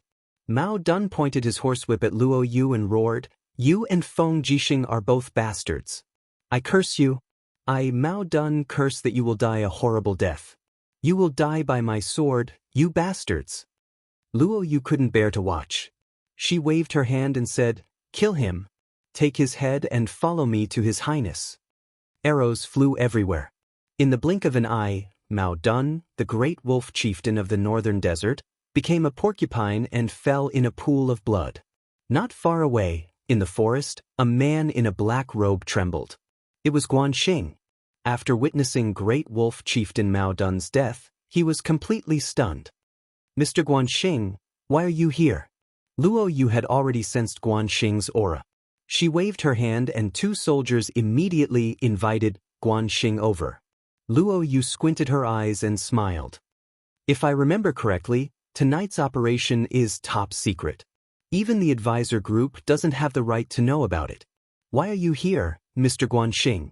Guanxing's face was ashen. He said in a daze, "I knew this would happen. I knew this would happen." "Knew what?" "How could a hero like His Highness Feng Jixing do something as foolish as letting a tiger back into the mountains? I knew that he wouldn't let the wolf soldiers live. I should have known that this day would come. So that's how it is." Luo Yu smiled and got on the horse. She leaned over and looked at Guanxing's face. Suddenly she patted his shoulder and said, "But don't worry. You're from Qin and not from the wolf tribe. As the saying goes, those who aren't from our tribe will surely have different intentions. Since His Highness Prince Xian has decided to use you, then he'll definitely use you. He won't doubt you in the slightest. Thank you, get on the horse. Follow me to meet His Highness and hand in the order." "Yes." It was already past midnight. Flames soared into the sky in the distance. The massacre had gone on for close to 4 hours. Feng Jixing raised his head and looked into the distance, not feeling sleepy at all. The sound of horse hooves grew closer. Luo Yu had returned. The guard at the side was holding a human head in his hand. It was the head of Great Wolf Chieftain Mao Dun. It had just been chopped off not long ago. "Your Highness, I've come to report back." Luo Yu got off the horse and presented Mao Dun's head to Feng Xingjian. Feng Jixing waved his hand. "There's no need to look at it. Bury Mao Dun properly. Tomorrow morning, go to the valley to bury the corpse. After all, many wolf soldiers are only sacrificing their lives for Mao Dun. We mustn't let their corpses be exposed in the wilderness." Luo Yu nodded. The difference between Feng Jixing and LV Zhao was that although Feng Jixing would also make the same choice, he maintained the most basic respect toward his enemies. This was also why Feng Jixing was outstanding when it came to using troops. His meticulousness was admirable. "Mr. Guanxing, how are you?" Feng Jixing also noticed another person. Guanxing quickly knelt down and said, "Your Highness, I got lost when I got up at night and accidentally saw the scene of General Luo Yu carrying out her official duties. So I followed her here." "Do you blame me?" Feng Jixing went straight to the point. Guanxing was stunned in an instant. Feng Jixing laughed at himself and said, "I think you definitely will. After all, you have been in the northern desert for so many years and must have some feelings with them. Now that I have killed so many northern desert wolf soldiers, maybe the thing you want to do the most is to put the dagger on your waist into my heart. But if you really think so, I will not blame you. This matter is indeed Feng Jixing did not keep my promise."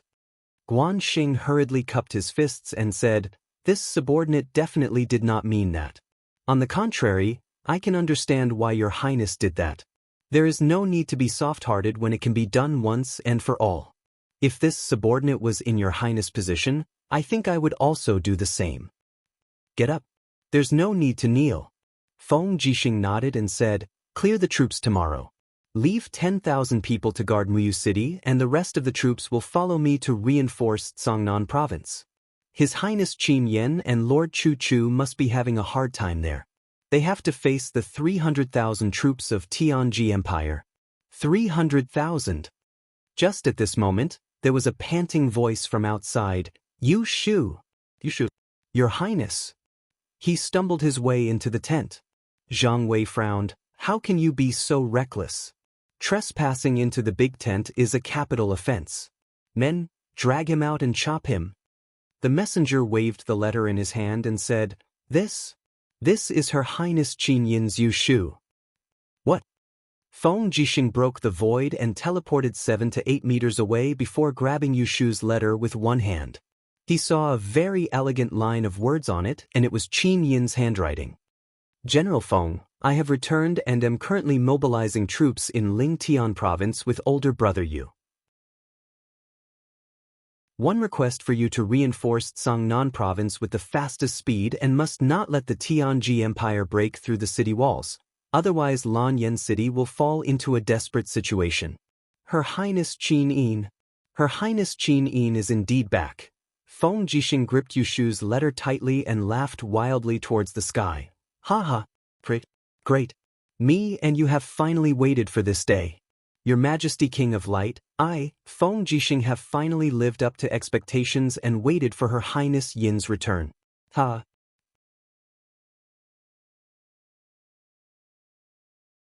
Chapter 9:18. Cangnan Province, west bank of Daojiang.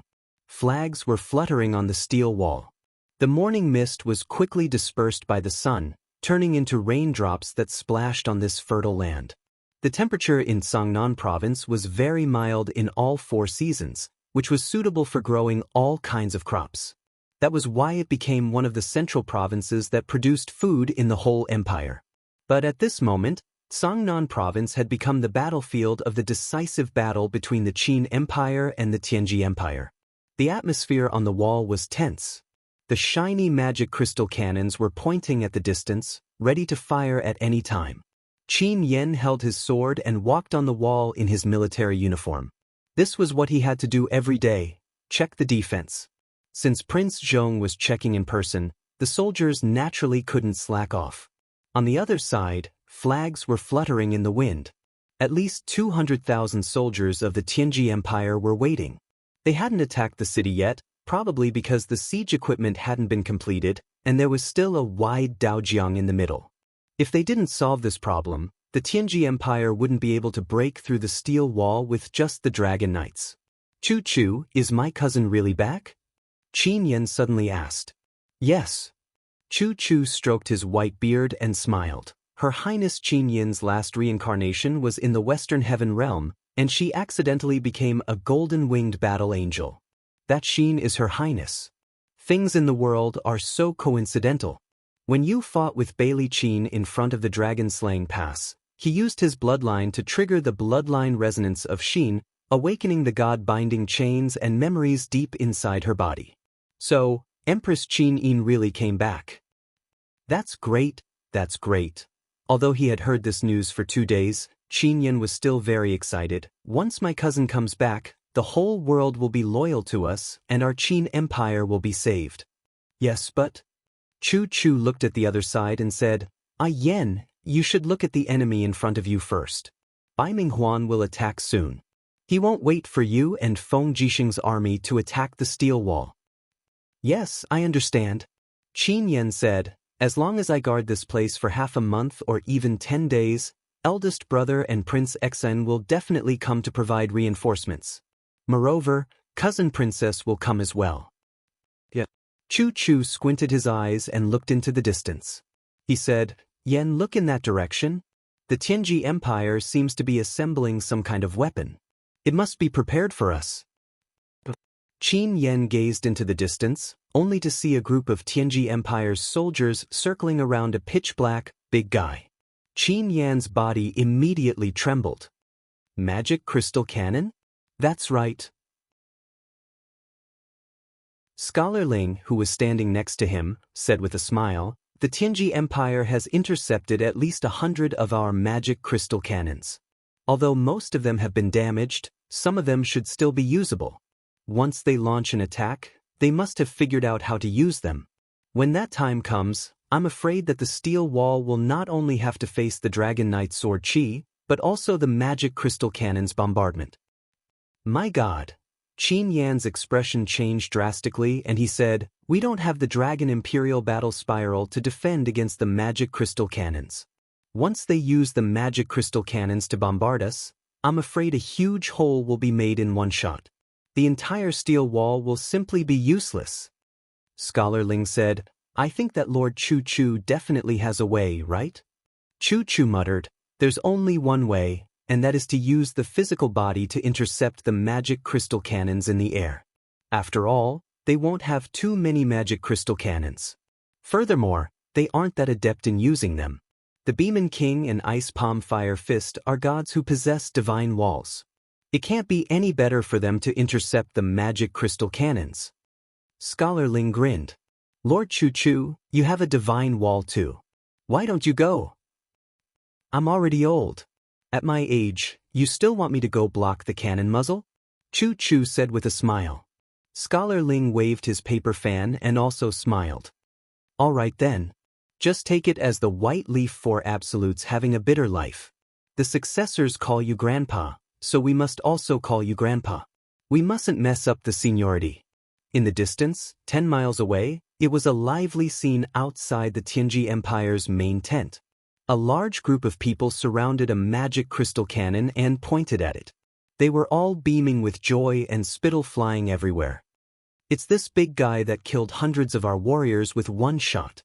Yeah, even fierce beasts like the tiger leopard cavalry would be blown into pieces by one shot. The people of the Great Qin Empire are all monsters. They can even make this kind of iron monster. So that's how it should be used. Our counselors have no clue at all. A bunch of idiots who only know how to make gold coins and play with women. When it comes to the critical moment, they can't even make a single hair. In the main tent, Bai Minghuan's face turned green. He said, still no clue? Yes. Castor frowned and said, we still can't figure out how to ignite and fire it. It's so frustrating. Our captives don't want to tell us either? So far, we haven't caught a single captive who knows how to use the magic crystal cannon. Bai Minghuan slammed his palm on the table and said, Southern Ridge has been turned upside down. I heard that Qin has awakened her memory.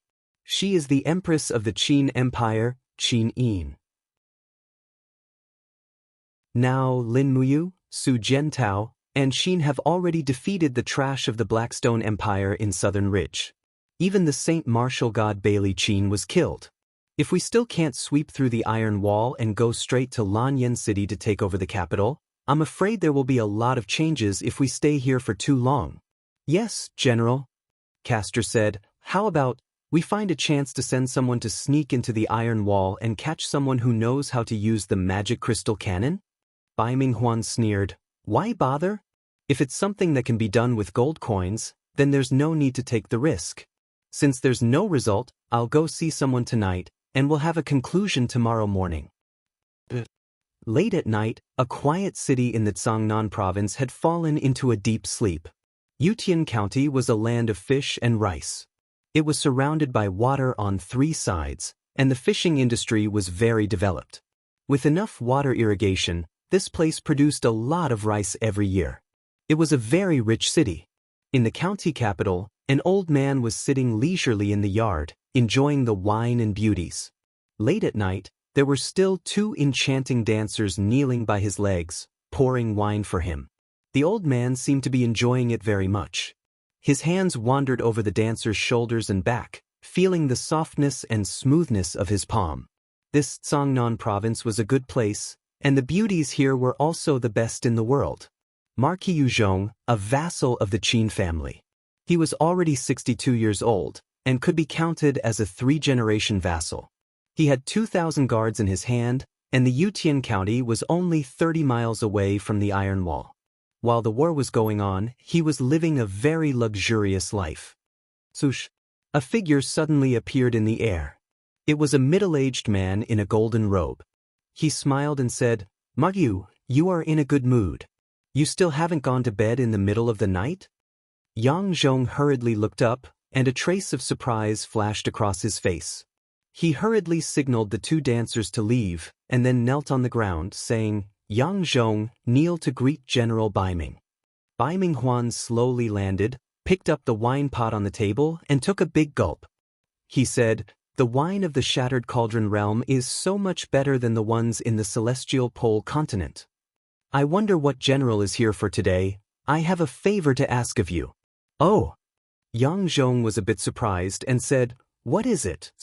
Baiming Huan smiled, sat down and said, "In the Battle of Lingdong, we got quite a lot of magic crystal cannons, and we were planning to follow up our victory and sweep the western region with our magic crystal cannons. But we ran into a problem. We only have magic crystal cannons and shells, but we don't know how to fire them or how to calibrate them." Yang Zhong immediately understood why Baiming Huan was here. He cupped his fists and said, "But General Baiming, I am only a civil official. Things like magic crystal cannons are all supervised by the weapon department, and I can't help you." "Can't help you?" Baiming Huan took out a stack of gold notes and said, 100,000 Jianghu coins, 30 in total. Is this enough to buy the method of using magic crystal cannons? This. Yang Zhong's face turned green. Baiming Huan sneered, "What? Do you still think you are a loyal official of the Qin family? Don't forget, you sold the defense map of the Dongshuang city to us for 200,000 Jianghu coins. Do you want to back out now? I still have your letter. If I give it to Lin Muyu, what do you think will happen to you?" "Haha, General, you must be joking." Yang Zhong said, "We are all businessmen, why should we hurt each other? The usage and calibration of the magic crystal cannons are not impossible. I can bribe one of the generals on the steel wall and have him join your army. Naturally, it won't be difficult to obtain the usage of the magic crystal cannons." Baiming Huan laughed. Good. It is so good to have a friend like you in the Tianji Empire. But when will that guard friend of yours come?" 3 days later at the same place. "No, 2 days. I will decide the place." "Yes, General." Yang Zhong's face was covered in sweat. Baiming Huan was indeed a cunning old fox. The light flashed, and Baiming Huan had already left, as if he had never been here. But the stack of gold notes on the stone table was real, and they were all from Lanyan City. The Tianji Empire must have taken a lot of these notes along the way. Right now, Baiming Huan was not short of money. He just needed help. On the 5th day of the 7th month, when the sky was just beginning to brighten, a large army marched out of Linghan City in the dark of the night. The vanguard of the army headed straight for the northwest direction, which was the direction of Tsangnan province. Finally, the troops under Lin Muyu, Qin Yin, and Tang Xiaoxi's command set out. A majestic army of 60,000 elites, carrying a large number of magic crystal cannons, and other supplies, galloped along the main road.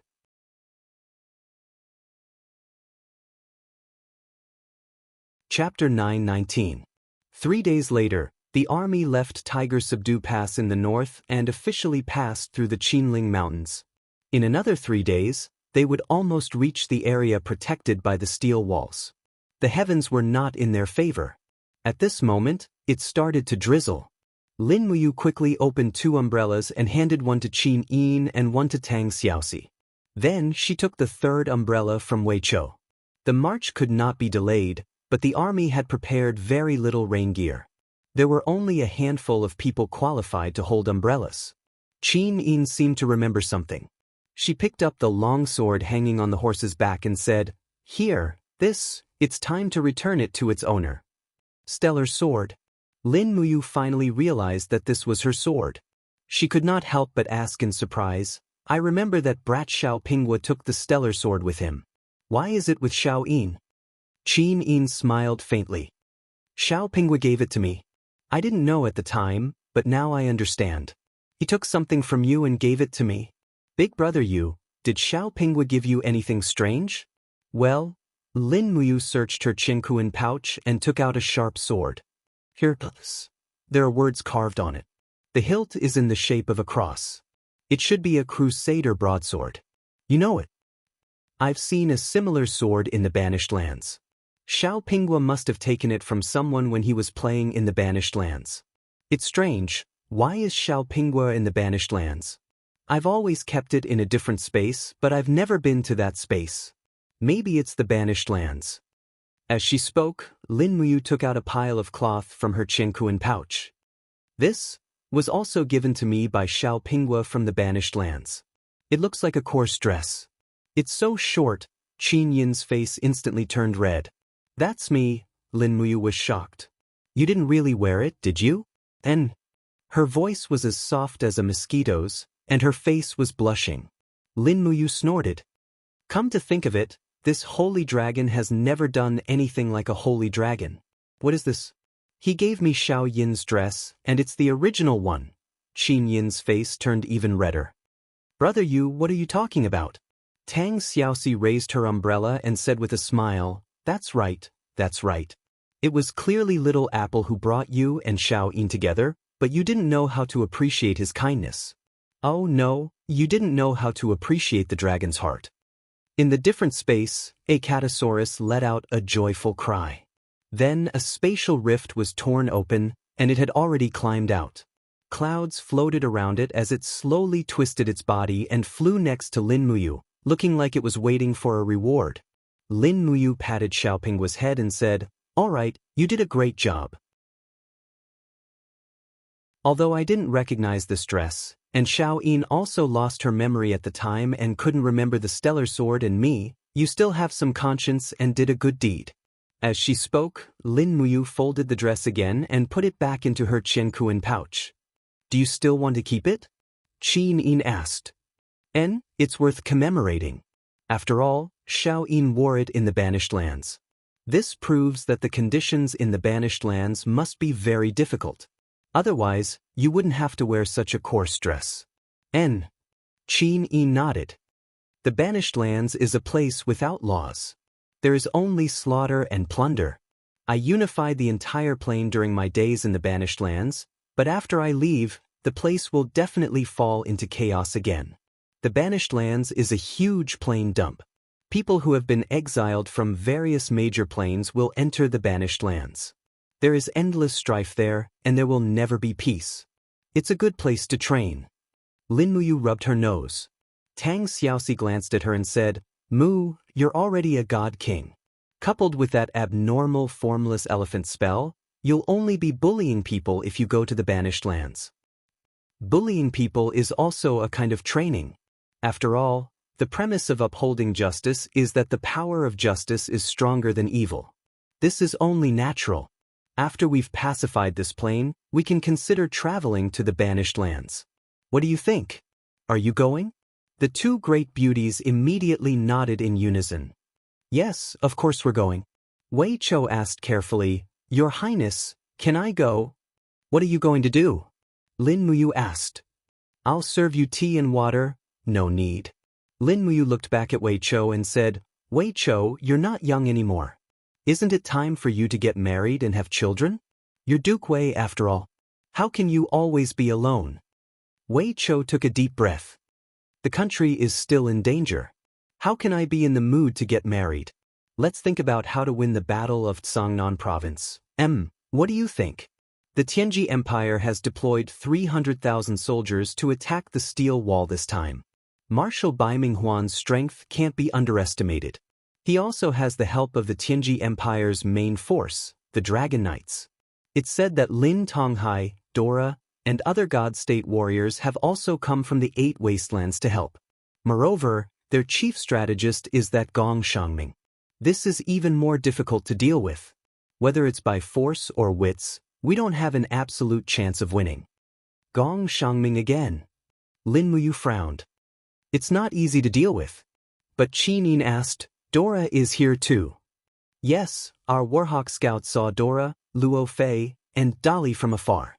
Lin Tonghai is also here. It should be true.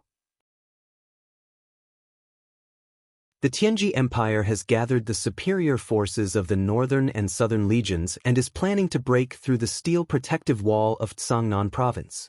As long as the steel protective wall is broken, they will be able to march straight in and attack the heart of the empire, Lanyan City.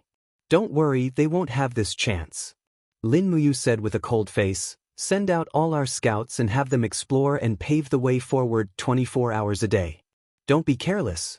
Bring the army and try to reach the battlefield in 2 days. Tianshu province was closer to Tsangnan province, so Feng Jixing's speed was faster. The day before Lin Muyu's troops arrived at the steel wall, Feng Jixing had already led 100,000 soldiers to the steel wall. The army was stationed in the unicorn forest behind the steel wall, while Feng Jixing led the Imperial Guard cavalry directly into the steel wall. Qin Yan and Chu Chu welcomed them in person. Feng Jixing's 100,000 soldiers were like a dose of calming medicine, putting Qin Yan and Chu Chu at ease. General Feng, you're here. Chu Chu greeted him with a smile. Greetings, Chu. Feng Jixing cupped his hands and said with a smile, let's go, we'll go to the top of the wall to take a look. You guys also tell me in detail about the battle situation these 2 days. Climbing up the high wall, everyone looked into the distance. On the other side of the Daojiang River, there were already densely packed battle flags of the Tianji Empire. Furthermore, the riverside was filled with bamboo rafts and wooden boats. The army of the Tianji Empire had practically cleared out the forest on the east bank and built countless wooden rafts that could be used to cross the river. This scene looked exactly the same as when the demon race attacked, except that the Tianji Empire did not build high walls and used projectile tactics to shoot armor demons over. Looking at the land in the east, Feng Jixing could not help but suck in a breath of cold air, saying, what a majestic and mighty army. No wonder they were able to defeat Yu's Longdan army camp in Lingdong province. Qin Yan said, they did not defeat them, but Big Brother chose to take the initiative to retreat and deal with them.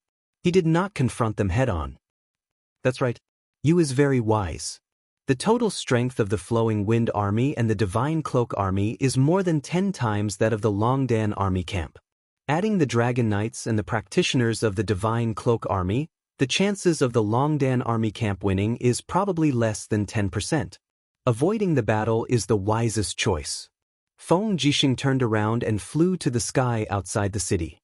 Looking at the uneven grooves on the steel wall, he said, they already attacked yesterday. Yes, they attacked for 2 days. Qin Yan said, but they were all small attacks. They only used a small portion of the Divine Cloak Army's frontline. They tried to use the profound energy of the practitioners to break through the wall, but they failed. Our magic crystal crossbows are able to completely restrain the practitioners of the Divine Cloak Army. Is that so? How many magic crystal crossbows are left?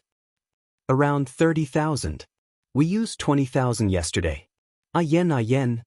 Feng Jixing helplessly patted Qin Yan's shoulder and said, you are too honest. If you have the time, you should learn from your big brother Yu. The Divine Cloak Army's actions are obviously to exhaust our magic crystal crossbows. Now that you have used up all of your resources, I want to see how you are going to defend against their next round of attacks. Qin Yan's face was overwhelmed with shock. This? I have never thought of it. Forget it. Feng Jixing looked into the distance and pointed at a certain place on the city wall. Head south from here. Withdraw all the troops and replace them with my men. They are more experienced in fighting the Tianji army. Is there any news from Yu's side? When will he arrive? Yesterday's letter said that he will arrive in 2 days. Calculating it, at this time tomorrow, Big Brother and His Majesty cousin sister should be here with 60,000 troops. That's great. Feng Jixing grinned and rubbed his palms together. In that case, as long as I can hold on for 1 day, when Yu arrives, I'll be able to quit and let him take charge of the situation. Ouyang Yan smiled faintly at the side. Prince Xin Feng Jixing. As expected, he is a hands-off shopkeeper. The real hands-off shopkeeper is Her Highness who is together with you. Feng Jixing touched his nose and smiled bitterly. How am I considered a hands-off shopkeeper? I have the body of a shop assistant and the life of a shopkeeper. I haven't received a single cent of military pay, and I've wasted 6 years of my youth. Chu Chu, Scholar Ling, and the others did not wish to speak anymore. Zhang Wei, Luo Yu, and the others could not help but laugh out loud. Ouyang Yen said, "Your youth isn't worth much anyway. Why are you feeling sorry for yourself here? When Her Highness Qin Yin arrives, you can ask for military pay." Qin Yen was surprised.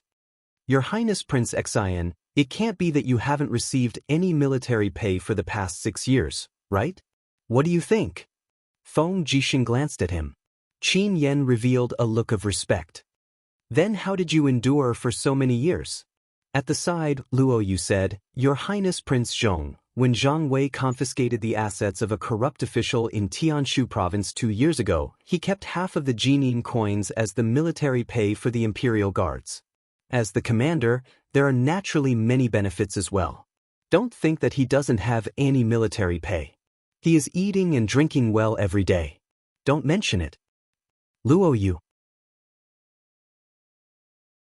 Feng Jixing continued to look toward the east and said, "If Bai Minghuan attacks today, you will be the first to fight." "Yes, Commander." Luo Yu cupped her fists, looking confident.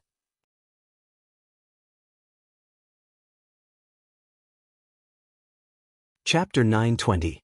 In the immortal world, beams of light exploded in the midst of the Spirit Mountains. This was already the 27th day since the war between the eastern and western immortal world. Both sides had gathered tens of thousands of spirit mountains to boost their godly energy, and gathered over 30,000 godly realm experts to fight against each other. This war had destroyed countless spirit mountains, and destroyed countless planes. It was already impossible to calculate how many spirit mountains had been destroyed in this war. A war between the gods was destined to be a calamity for mortals. This was inevitable. Boom! The flaming battle axe slashed across the sky, as if it was tearing the heavens apart. The flaming axe light tore through the air and directly turned 2 four-winged angels into ashes. The 7 luminaries Demon Emperor was at the forefront of the battle formation. Facing the human wall formed by the entire angel army in front of him, he showed no fear. After striking with the Panga axe in his left hand, he quickly raised the Xianyuan sword in his right hand and laughed loudly. Come on. The more people there are, the easier it is for me to kill.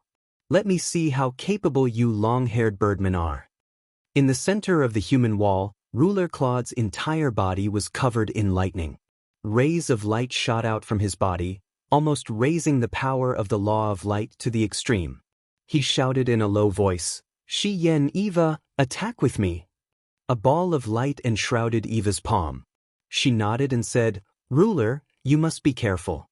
This attack from the 7 luminaries Demon Emperor is not simple." Shi Yen frowned slightly. The sharp sword in her hand emitted a light that soared into the sky. She shouted in a low voice, "7th / God slaying." Behind the 7 luminaries Demon Emperor, Xiao Fairy looked into the distance. She could not help but tremble. "Demon Emperor, be careful. Claude's attack is very strong. Shi Yan's slash behind him is also very sharp. You must not underestimate her. I will strengthen your shield and life force. You must use your strongest attack to deal with it." With that, Xiao shouted softly. The divine power in her body whistled out. It was the power of the law of life. Green divine power turned into a boundless domain that spread around the 7 luminaries Demon Emperor. The 7 luminaries Demon Emperor felt as if he was bathing in a spring breeze. The divine power that he had lost was also recovering rapidly. It was as if he had been resurrected. "Come on." The 7 luminaries Demon Emperor's fighting spirit rose. He laughed and shouted at the Western Divine Realm's Angel Legion. "You useless trash. All of you are weak chickens. If you have the guts, come and fight me." Dilate. "Stupid idiot," Ming throwing Lu Mao. Claude's face turned ashen when he uttered that line of Cantonese. "Fight." With a roar, Claude raised his palm. Light shot out. Beams of light gathered in the space. In the blink of an eye, they shot through several spiritual mountains in East Heaven. Even a few God King powerhouses were turned into blood mist. They were evaporated by the power of light. As the ruler of the Western Divine Realm, Claude naturally had his strengths. Shi Yan brandished her sword. The sword light descended from the sky. The scorching power could be felt from afar. This attack was indeed worthy of its name, God-slaying. Ordinary gods, even god-emperors, might not be able to withstand the fatal attack of this seventh slash. Come at me! The seven luminaries' demon emperor suddenly turned around. With a light flip of his wrist, power whistled out from the Xianyuan sword. He shouted, "Come, have a taste of my 7 glorious stars transformation." Boom, boom, boom. Behind the devil emperor, there seemed to be a canopy of stars that led straight to another world. At this moment, the power of countless resplendent stars in that canopy of sky was bombarding the human wall of the Western God realm with a destructive force. Cries of agony and wails filled the air. Countless feathers were scattered in the air. Countless 2-winged and 4-winged angels had died to the power of the stars. The 7 glorious stars transformation was already terrifying enough to begin with, let alone when it was strengthened by the Xianyuan sword. The 7 brilliance demon emperor's attack had killed at least 100 divine kings and over 1,000 ultimate gods. Block it! Claude held the wall of light in his hand and continuously resisted the impact of the 7 glorious stars transformation. Finally, with a poochie sound, he spat out a large mouthful of blood. Even the law spirit beads that flew out of his body shattered. He was already seriously injured. Protect the ruler! Shi Yan waved her long sword and slashed dozens of times in a row. Light surged and forcefully shattered the power of dozens of stars. She was not in a good state either. Her face was pale and she had used too much power. However, she still looked behind her and shouted, "Eva, what are you waiting for? Take the ruler and leave through the wormhole." Eva suddenly hugged Claude's injured body. With a wave of her palm, a huge black hole appeared behind her. A light flashed, and her and Claude's bodies disappeared into the darkness.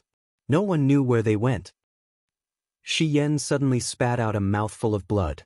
At that moment, she completely gave up resisting. Her beautiful eyes were filled with despair.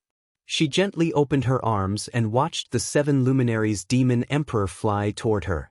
Buzz, buzz, the Xianyuan sword emitted faint holy power and directly pressed against Shi Yan's neck. The blade was very sharp and could pierce through her skin at any time. The 7 luminaries' demon emperor looked at her indifferently and sneered. Is this the strongest seraph Shi Yan in the Western Divine Realm? You do have some tricks up your sleeve, but compared to the strongest power of my East Heaven, you are still far from it. Do you see, your master has already abandoned you and ran away. Do you still want to continue working for him?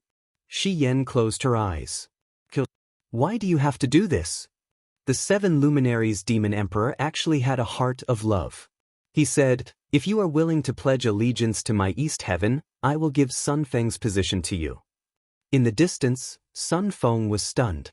He didn't say anything, but he cursed in his heart. Mother Ker, demon emperor, you are tricking me. Shi Yan smiled faintly. No need. Why? Xiao flew up and asked, Shi Yan, why do you have to work for a despicable person like Claude? I owe the ruler a debt of gratitude for recognizing and saving my life. Shi Yan said softly, he saved me from the ruins and gave me the identity of a seraph. I will not betray him. So, you are determined? The 7 luminaries' demon emperor's eyes were cold. Shi Yan closed her eyes again. But the chill on her neck suddenly disappeared. The 7 luminaries' demon emperor sheathed his sword and said, forget it, I won't kill you. Otherwise, someone will blame me. Shi Yan looked at him in shock. Why? The 7 luminaries' demon emperor laughed. Because you are Xin's sister. When she was in the Western Divine Realm, you took care of her a lot. Xin is Qin Yin. She is Lin Muyu's girlfriend, and Lin Muyu is my sworn brother. In other words, you are Lin Muyu's sister-in-law. If I kill my brother's sister-in-law, do you think he will cut me with a knife? Shi Yan. As a seraph, Shi Yan's entire life was burdened with killing and domination. She was a serious person, But now she met the 7 luminaries demon emperor, the king of gods who was not serious at all. For a moment, she didn't know what to say. She only felt mixed feelings, and her heart was in a mess. The 7 luminaries demon emperor continued, "You and Qin Yin will ascend to heaven sooner or later, and they will definitely side with me. If you continue to be stubborn, Shi Yan, I'm afraid we will have to fight sooner or later. Today, you saved Claude's life, so you have repaid the favor you owe him. Next, you will owe me and you a favor. As for how you will repay it, it's up to you. Go, my celestial army is about to crush them. This time, I want the rights to rule thousands of planes in the eastern territory of the Western Divine Realm. Go back and tell Claude to wash his neck and wait for me in the temple. I will come sooner or later." Shi Yan frowned. "Demon Emperor, must you kill? Why not?" The 7 luminaries demon emperor's face turned sinister. "For the sake of a sovereign lattice, Claude sent so many gods to the Shattered Cauldron realm to kill my brother. Does he think I will let him off? Go back and tell Claude that I can forgive the tens of thousands of gods in the Western Divine Realm, but not him. I want him to know the consequences of offending my brother, the 7 luminaries demon emperor. He will be reduced to ashes." Shi Yan felt a slight chill in her heart. She raised her sword and turned to leave. There were still so many angels in the sky who hadn't retreated. Their faces were filled with confusion. Sun Feng raised his long sword and streaks of light flew out from the eastern heaven realm. In the blink of an eye, the sky was once again filled with killing. This time, there was no need for the 7 luminaries demon emperor to personally take action. The outcome of this battle had already been decided. The Western Divine Realm was doomed. They had lost at least half of their god emperors and god kings. They had no way of contending against the Eastern Heaven. Looking at the Xianyuan sword in his hand, the 7 luminaries demon emperor said indifferently, "All right, your mission in the divine realm has been completed. Go to the human realm and continue to complete your emperor hegemony." Xiao smiled. "Are you really planning to give the Xianyuan sword to you? This is your precious baby." The 7 luminaries demon emperor smiled. "No, it is not my precious baby. My precious baby is something else." "Oh, then what is it?" "I don't know either." The 7 luminaries demon emperor murmured and smiled. Suddenly, he activated his divine power and locked his gaze on the Shattered Cauldron realm in the distance. After sensing Lin Muyu's aura, he suddenly threw the Xianyuan sword out. Immediately, the long sword was wrapped in thick flames. It directly penetrated the wall of the plane and turned into a stream of light, flying towards the human realm. At night, in the jungle of Tsangnan province, the army temporarily rested. After a day of rapid marching, many people were already exhausted. It was a summer night and there were many mosquitoes in the jungle. However, fireflies rose and fell in the grass, adding a sense of tranquility to the murderous atmosphere. Lin Muyu leaned against a towering tree and sat on the roots. She opened her right hand and hugged Qin Yin in her arms, while her left hand held Tang Xiaoxi's small hand and held her in her arms. The stars were dim. The 3 of them looked at each other and smiled. They had a tacit understanding. No one said anything and quietly enjoyed this rare peace. If only they could be together like this forever. Buzz! A ball of flames descended from the sky and landed on a rock less than 5 meters away with a bang. The rock was directly smashed into pieces and the flames rose into the sky. F***ck, what was that? Lin Muyu was shocked. The 2 beauties in her arms also turned pale.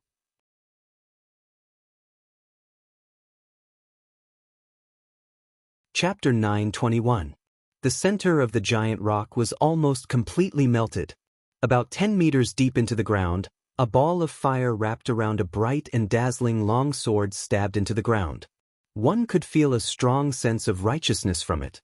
This righteousness was not something that any divine weapon in the human world could compare to. At least, Lin Muyu had never seen it before. "It's a magic weapon," he said with certainty. "It's the weapon that Brother Demon Emperor delivered to me." Qin Yin smiled faintly and pushed his arm. "Then why aren't you going to get it? Don't let others snatch it away." Lin Muyu leaped into the deep pit and circled around the Xianyuan sword. Then, she reached out and gently grasped the hilt of the sword. Suddenly, her entire body trembled. She felt a strange sense of familiarity. It was as if the power of the Xianyuan sword and the supreme divine power in her body had some kind of subtle resonance. On the delicate and majestic hilt, 2 words, Xianyuan, were engraved, which made Lin Muyu's heart beat faster. Could this be the legendary ancient magic weapon, the Xianyuan sword? This sword had been away from the human world for too long, and the 7 luminaries demon emperor ruled the East Heaven. If they wanted to find the Xianyuan sword, it should be the 7 luminaries demon emperor who found it first. And the reason why there was this resonance was because Lin Muyu's supreme divine power came from Fuxi, and the Xianyuan sword came from Xianyuan Xiaoyu. They were originally of the same origin. With a little force, she pulled the sword out of the scabbard. Suddenly, a clear, ding sound of the sword echoed. The sword was bright and translucent, showing the shape of all things in the world. It was very majestic. It really lived up to the name of the Xianyuan sword. Lin Muyu's heart beat faster. The Xianyuan sword seemed to be innately compatible with her power. If she wielded the Xianyuan sword to attack, her power would probably increase by at least 50%.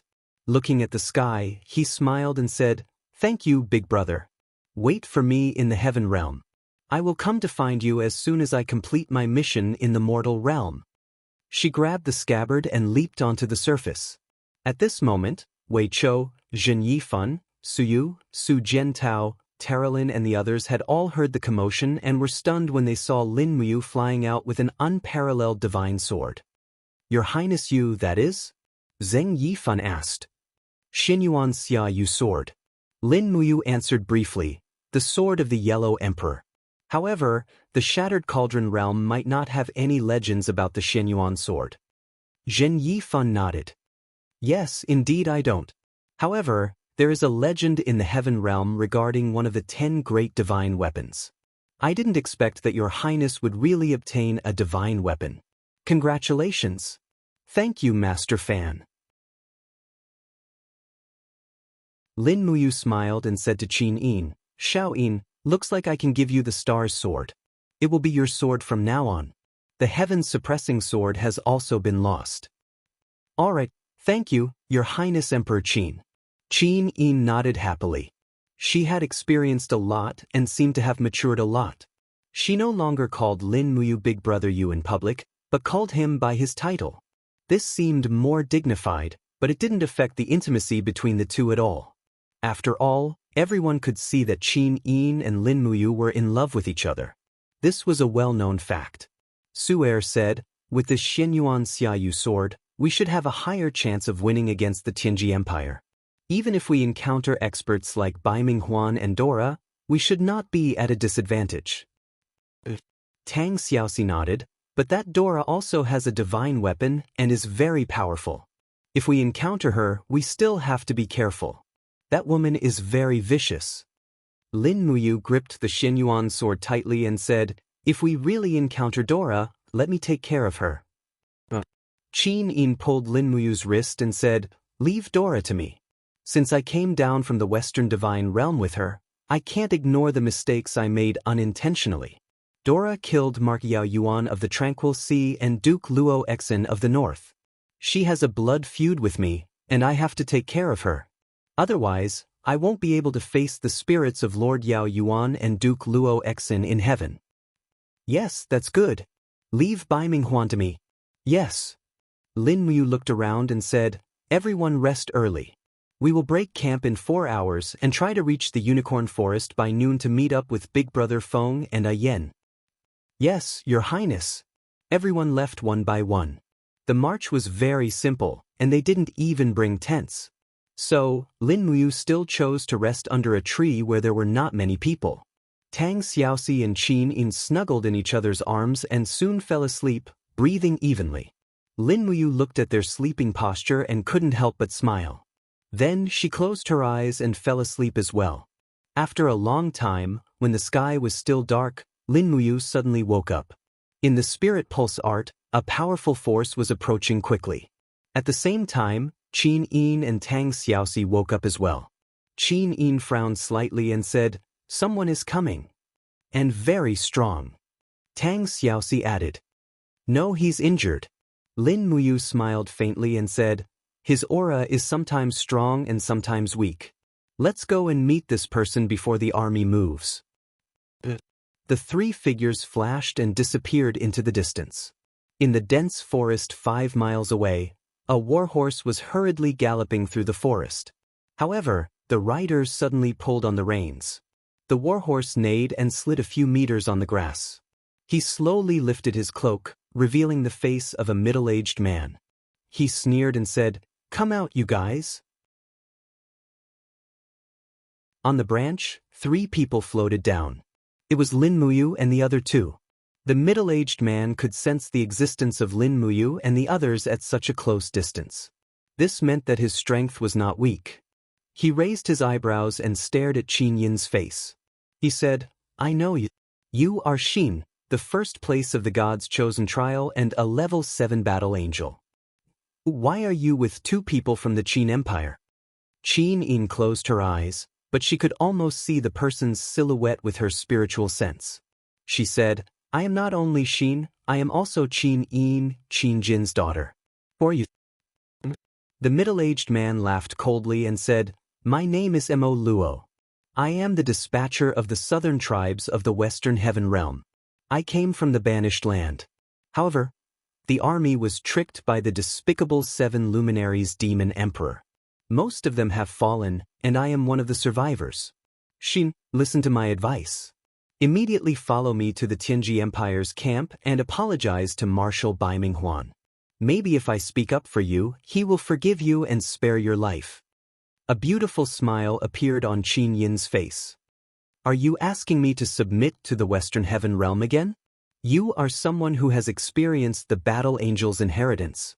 Your bloodline has already been integrated with the power of the Western Divine Realm. But are you still thinking about the ties of mortals?"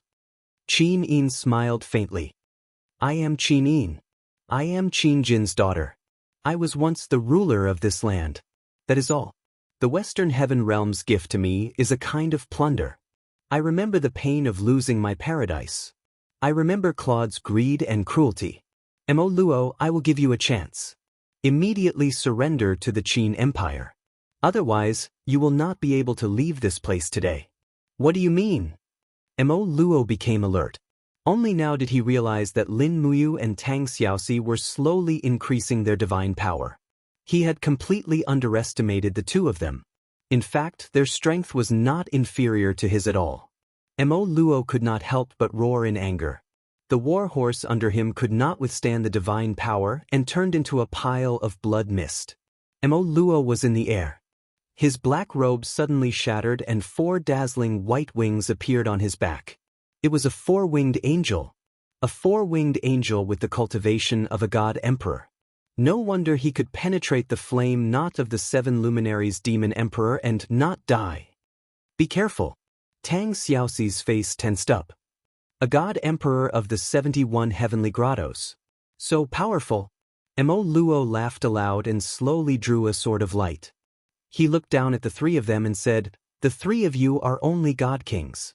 None of you have become a god emperor, so you don't know the difference between god emperors and god kings. Today, I'll be merciful and let you understand this difference. Come, which one of you wants to die first?" Qin Yin said faintly, "So you are saying that you are not willing to surrender and want to go to Bai Minghuan to listen to his orders?" "I am a 4-winged angel of the Western Heaven Realm. Naturally, I will not be controlled by the people of the Broken Cauldron Realm. Give up, Xin. Since I cannot change your mind, I will bring your head back to the Western Divine Realm to apologize to the Lord Ruler." "You!" Qin Yin gritted her teeth. Her long eyelashes trembled slightly, and tiny golden red flames lingered on each of her eyelashes.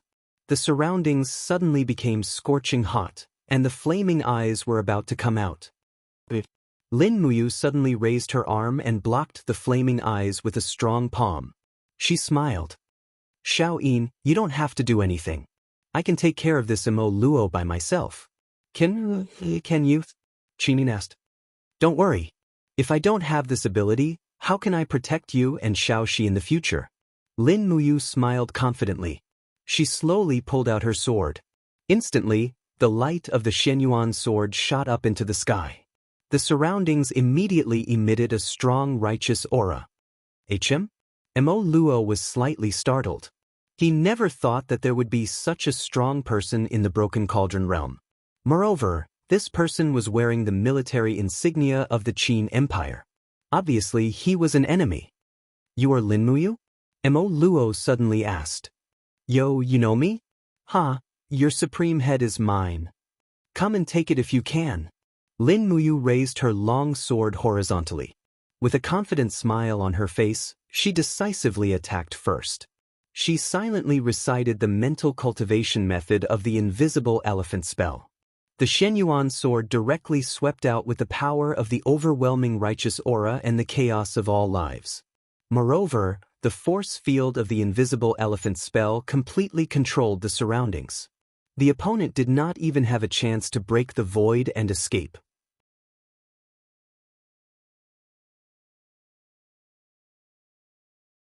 Chapter 922. Mo Luo was a four-winged angel. Even in the Western Heavens realm, he was a respected figure. In his own plane, he was a godlike existence. Therefore, he naturally did not care about a divine king like Lin Muyu. Buzz, buzz, buzz. The light sword in his hand was filled with energy. He slammed it towards Lin Muyu's Shenyuan sword. Bang! Not only did Lin Muyu's sword carry the power of the chaotic element of the common life, it also borrowed the power of the earth in the forest.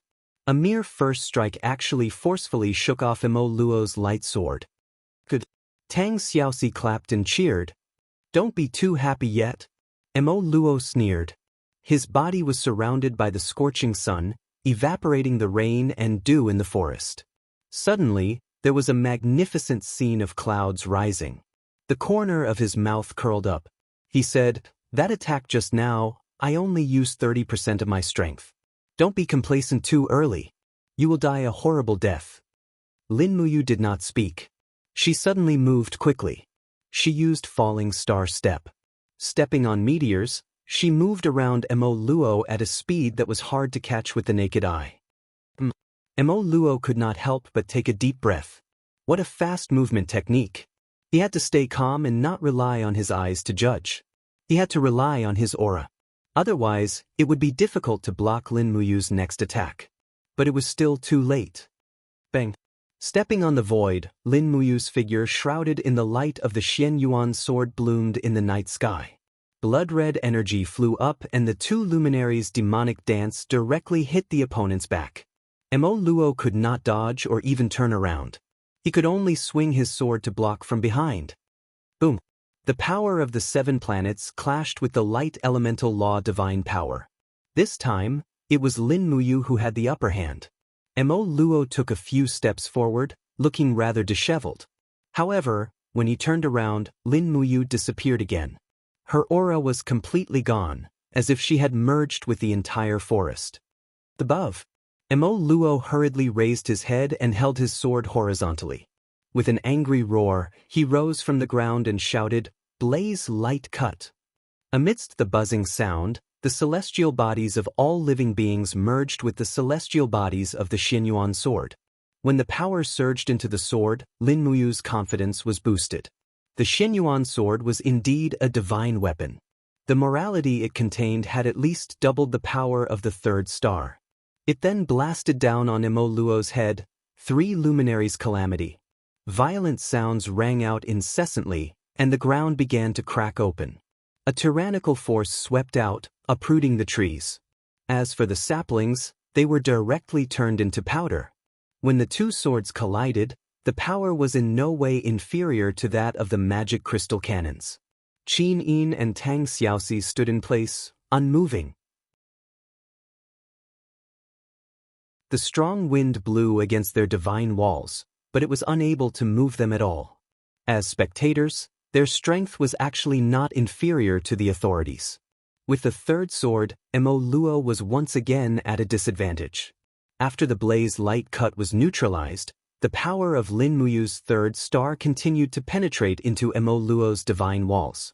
Furthermore, it was an overwhelming morality that Mo Luo hated very much. Although he was a god, Mo Luo had never cultivated his heart, but his physique. He hated this kind of hypocritical morality to the core. Lin Muyu was still moving quickly, looking for an opportunity to attack twice, for Luminary's demon god's cry. 5 luminaries, 8 wastelands destruction. Mo Luo was in an even more sorry state. He never thought that a dignified god emperor like himself would be repeatedly defeated by a god king. Even if his opponent had the disposition of a supreme being, it shouldn't be like this. Finally, Mo Luo noticed the sword in Lin Muyu's hand and asked, "Your sword, what exactly is its origin?" "You don't need to know its origin. You only need to know that this is my ancestor's sword." "Ancestor?" Mo Luo suddenly felt a burst of anger and roared, "Die, you arrogant brat!" He finally used 100% of his divine power. Everything in the surrounding forest started to evaporate, and even the gravitational field started to spin. Qin Yin and Tang Xiaoxi quietly stood in place, observing the power of the Western Heaven Realm's God Emperor. In the field, Lin Muyu also slowly flipped the Xianyuan sword. The long sword hummed in response. It seemed that the Xianyuan sword also hated Mo Luo, this vicious and evil god. This 4-winged angel used his strength to bully the weak, and he was the only supreme being. He didn't cultivate as an immortal, but as a devil. Since he was a devil, then the Xianyuan sword had the right to exterminate devils. Pa pa pa. Streams of light blossomed on the Xianyuan sword. The world spun and the universe reversed. Lin Muyu let out a low roar and activated the second strongest attack of the 7 stars, 6 stars heavenly tribulation. Boom! The huge ball of light expanded, tearing a huge hole in the ground. Waves of air rushed towards the surroundings. This time, Lin Muyu had used 100% of his divine power. Otherwise, it would be impossible to subdue this 71st heaven paradise 4-winged angel. G. The 4 wings on Mo Luo's back were partially torn by the supreme divine power. His feathers fluttered in the air. His breathing was very rapid. This attack, even if he used all his strength, he couldn't gain the slightest bit of advantage from Lin Muyu. This 7 stars heavenly tribulation was powerful and overbearing. It was indeed not something that ordinary martial arts could compare to. Come, what other abilities do you have? Feel free to use them. All right. Lin Muyu's blood vessels churned from the shock. A trace of blood even flowed out from the corner of his mouth. He stretched out his hand and touched a drop of blood. Immediately, the blood evaporated into a small ball of blood mist on his fingertip. The golden supreme divine power quickly rushed in and fused with the blood mist. Then, it condensed into a large ball of blood-red light on the blade of the sword. Come! The most powerful attack was coming, blood refining the firmament. This was an attack that was different from the 7 stars heavenly tribulation. It drew on the power of the stars and the explosive power of the bloodline. Mo Luo's soul trembled slightly. He knew how powerful this attack was. He hurriedly raised his light sword. His body danced in the air, creating a golden light wall. Like a folded sharp blade, he attacked Lin Muyu. He roared, "Light all slash!" The Xianyuan sword suddenly shone brightly. Buzz! Amidst the clanging sound of the sword, the blood refining the firmament broke through the opponent's light wall. Ding! A crisp sound rang out. Mo Luo's light sword was actually forcibly cut into 2 by the Xianyuan sword. Then, the blood refining the firmament fell, directly smashing Mo Luo's divine wall. As the Xianyuan sword slashed down, Mo Luo's body was split into 2. However, he didn't become a corpse. Instead, he directly evaporated under the power of the blood refining the firmament. In the air, a dazzling godhead was floating there, glowing with light. With the power of the Xianyuan sword, Lin Muyu actually killed a god emperor in just 7 moves. So powerful! Tang Xiaoxi opened her mouth wide. So powerful, Mu! Qin Yin had a faint smile on her lips. She knew Lin Muyu's power. With the power of the Xianyuan sword, This result was actually expected. Clatter. Lin Muyu grabbed the godhead and put it into her pouch. This way, together with Bailey Qin's godhead, they now had 2 godheads of god emperors. Moreover, Imo Luo's godhead was actually a heavenly Tao godhead. It was very good. At this time, the sound of hooves could be heard. Wei Chou, Su Jiantao came with light cavalry. They all looked at the forest that was already on fire, dumbfounded. What happened? What happened here? Su Jiantao asked. Wei Chou was also a god state expert, so his perception was stronger. He smiled and said, "Congratulations, Your Highness. It seems that Your Highness has just killed a god state expert." Lin Muyu nodded and said, "We did not guess wrong.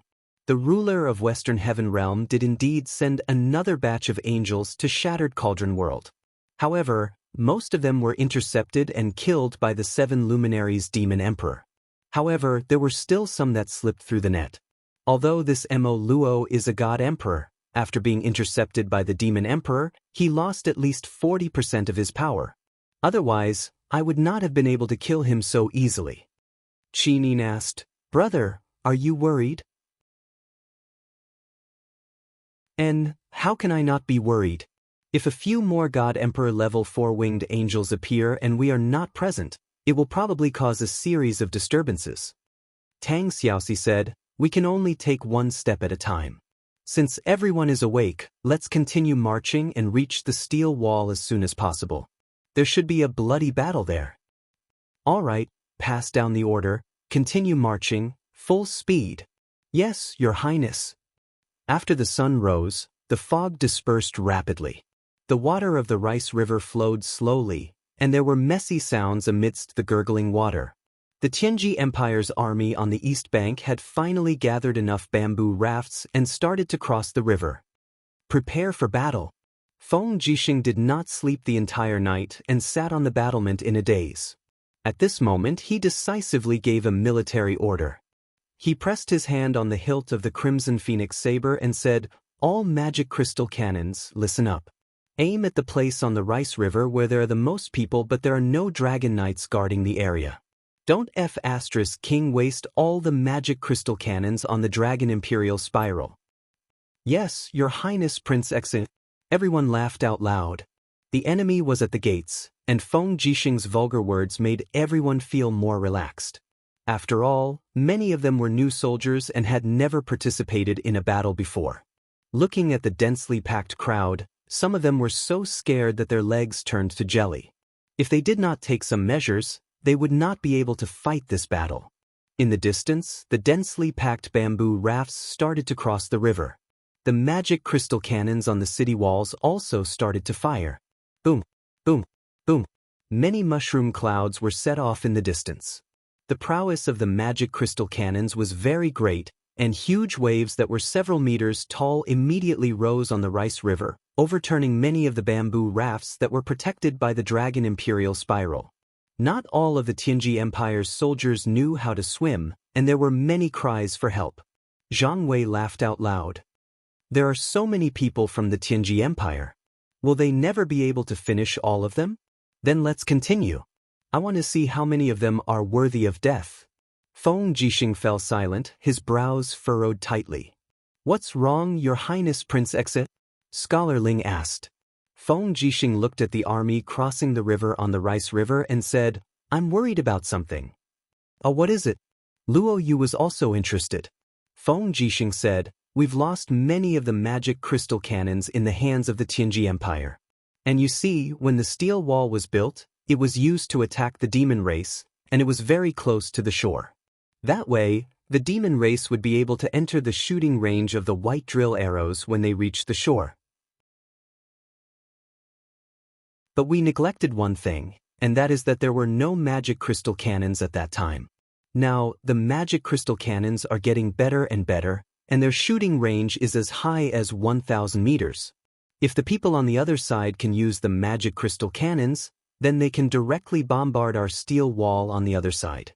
As he said that, Feng Jixing sighed. "As time goes on, the situation of the war will also change, and we have neglected this point." Luo Yu, Zhang Wei, Chu Chu, and the others' expressions changed drastically. It seemed that they finally understood the reason why Bai Minghuan hadn't launched the attack yet. He was waiting for the magic crystal cannons to be in position. What are you waiting for? Luo Yu raised her eyebrows and looked at everyone. All the Eagle Scouts, go out and find out about the enemy's situation. Once you find the magic crystal cannons, report back immediately.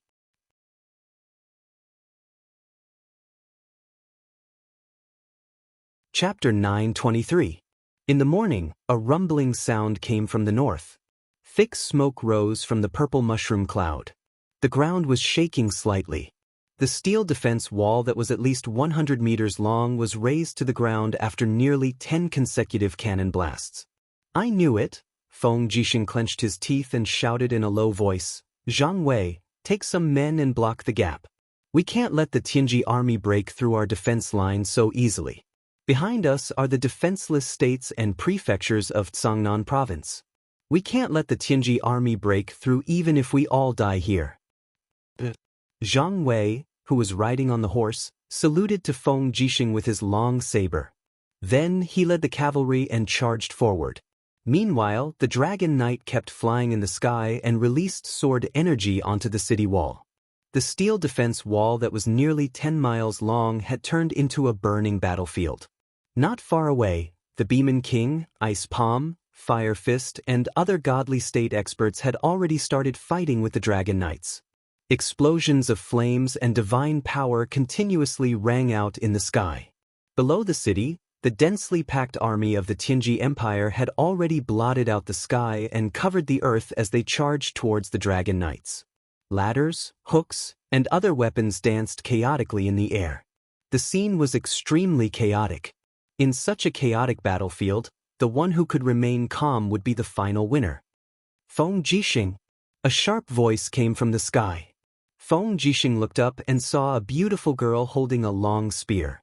She was wearing a battle angel costume and had 4 black wings spread behind her. She had a disdainful look on her face. Her long spear was shining brightly. In the next moment, she dashed over like a sharp arrow, aiming at the city wall where Feng Jixing was standing. It's Duola. Feng Jixing raised his 2 sabers and charged out of the city wall without saying anything. He waved his sabers and a fierce firestorm was stirred up. The saber energy was hidden in the storm and flew out invincibly. Dozens of soldiers of the Tianji army who were pushing ladders were turned into ashes immediately. Buzz. Amidst the sounds of collision, Dora's Tig's spear forcefully tore apart the energy field of the Sky Devourer. The surrounding time seemed to have come to a standstill, but Dora's figure accelerated quite a bit. In the blink of an eye, he appeared in front of Feng Jixing and thrust his spear forward like the fangs of a venomous snake. In the time it takes for a spark to fly off a flint, Feng Jixing swept out the clear dragon blade in his left hand and formed an endless wall of wind. Ding! It collided with Duga's long spear. Suddenly, a tyrannical divine wave swept out and caused Feng Jixing's blood to boil. He fell down with a muffled groan and forcibly crashed into the city wall. He was battered and exhausted, and he spat out a mouthful of blood. He had already lost. Die! Duo La let out a delicate cry, and her figure shot forward like a bolt of lightning again. However, just when she was about 10 meters away from him, a silhouette flew over. It was Scholar Ling. He raised a wrist guard in his hand and shouted in a low voice, "Myriad world of frost."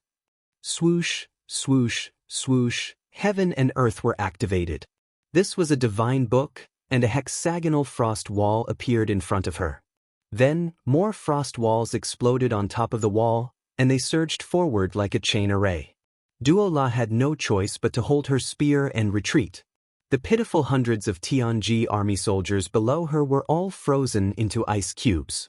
They had already died in battle, and it was a tragic sight to behold. Duo La looked at the chain of explosions, and she couldn't help but gasp. At this moment, an old man in a white robe descended from the sky. He raised his hands slightly, and it seemed as if he was drawing the power of all the living beings in the surrounding forest. The green leaves danced wildly and condensed into a shield. Energy enshrouded the shield, and even the river behind him became even more turbulent. It was Chu Chu. He was the only one who had comprehended the laws of nature to this extent. Scholar Ling raised another divine book in his hand, and his eyes were filled with mockery. He smiled and said, Duo La, you were fortunate enough to receive the inheritance of the black-winged battle angel. Why don't you cherish your life? Your Highness Feng Jixing, use your dimensional blade. I want to see if Duo La can continue to act fierce if the three of us work together. All right. Feng Jixing still wanted to use Duo La's power to intimidate others. He held his two blades horizontally, and electric currents surged around him. Gusts of dimensional wind appeared. Although Feng Jixing's divine power was much weaker than Duo La's, unknown power would always create a psychological pressure on people. Duo La looked coldly at Chu Chu, and then at Scholar Ling. What shocked her even more was that not far away, a huge creature was tearing apart a dragon knight and his dragon in the air, roaring incessantly. It was the Beeman King. The Beeman King's strength was comparable to an expert who had just entered the God Emperor realm. This was no joke. Although Duo La was proud and arrogant, she definitely didn't have the confidence to challenge so many people with just her four-wing strength. Since when did the Shattered Cauldron realm have so many experts? She muttered to herself, and disappeared with the Dig's spear. In the blink of an eye, she appeared in the chariot formation 3 miles away. The war drums thundered. Bai Ming Huan, Gong Shangming, Lin Tongtian, and the rest were on the main chariot, watching the battle from afar.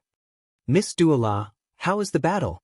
Bai Ming Huan asked respectfully with a smile. Duo La said, other than Feng Jixing, there are a few monsters that are ridiculously strong.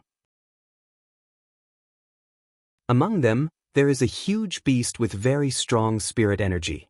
I'm afraid that even the Dig's spear might not be able to defeat it. Other than that, there is another person who took out a very powerful heavenly book. I don't know where it came from, but it is very powerful. Marshall should have seen it too. Yes.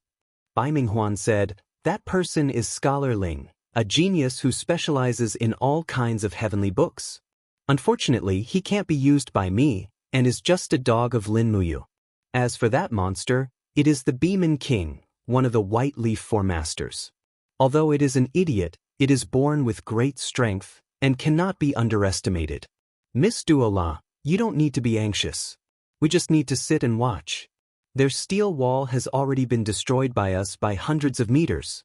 As long as our brave warriors break through their defense line, they will collapse on their own. Duo La nodded, but then asked, Marshall, don't you want to go to the battlefield yourself and kill Feng Jixing with your own hands? One Feng Jixing's life or death is not enough to change the overall situation. There is no need to rush. Bai Ming Huan narrowed his eyes and said, moreover, our scouts have reported that Lin Muyu, Xin, Tang Xiaoxi, and Su Jiantao have already led 60,000 soldiers into Cangnan province. They will arrive at the battlefield in half a day at most. It is better not to act rashly. Ha! Duo La suddenly laughed. She already knew that on the South Mountain battlefield, famous warriors like Bailey Qin and Han Shu had all died. Although Bai Ming Huan was a God Emperor, he was just a warrior who had just entered the God Emperor realm. Compared to Bailey Qin, who was close to the peak of the 90 realm, how could Bai Ming Huan not be afraid? After all, cultivation was for longevity and glory. Bai Ming Huan did not want to die so early. Instead of going to the battlefield himself, it was better to exchange the lives of ants for a victory. The difference between a god and a human was that they understood the power of the god realm. But there was one thing that was the power of a god would be used up. Bai Ming Huan only wanted to exchange the lives of the Tianji army for the lives of a god. Even 10,000 people for one god was worth it. At this moment, a dragon knight descended from the sky and said respectfully, Marshal, someone from Winterfrost City wants to see you.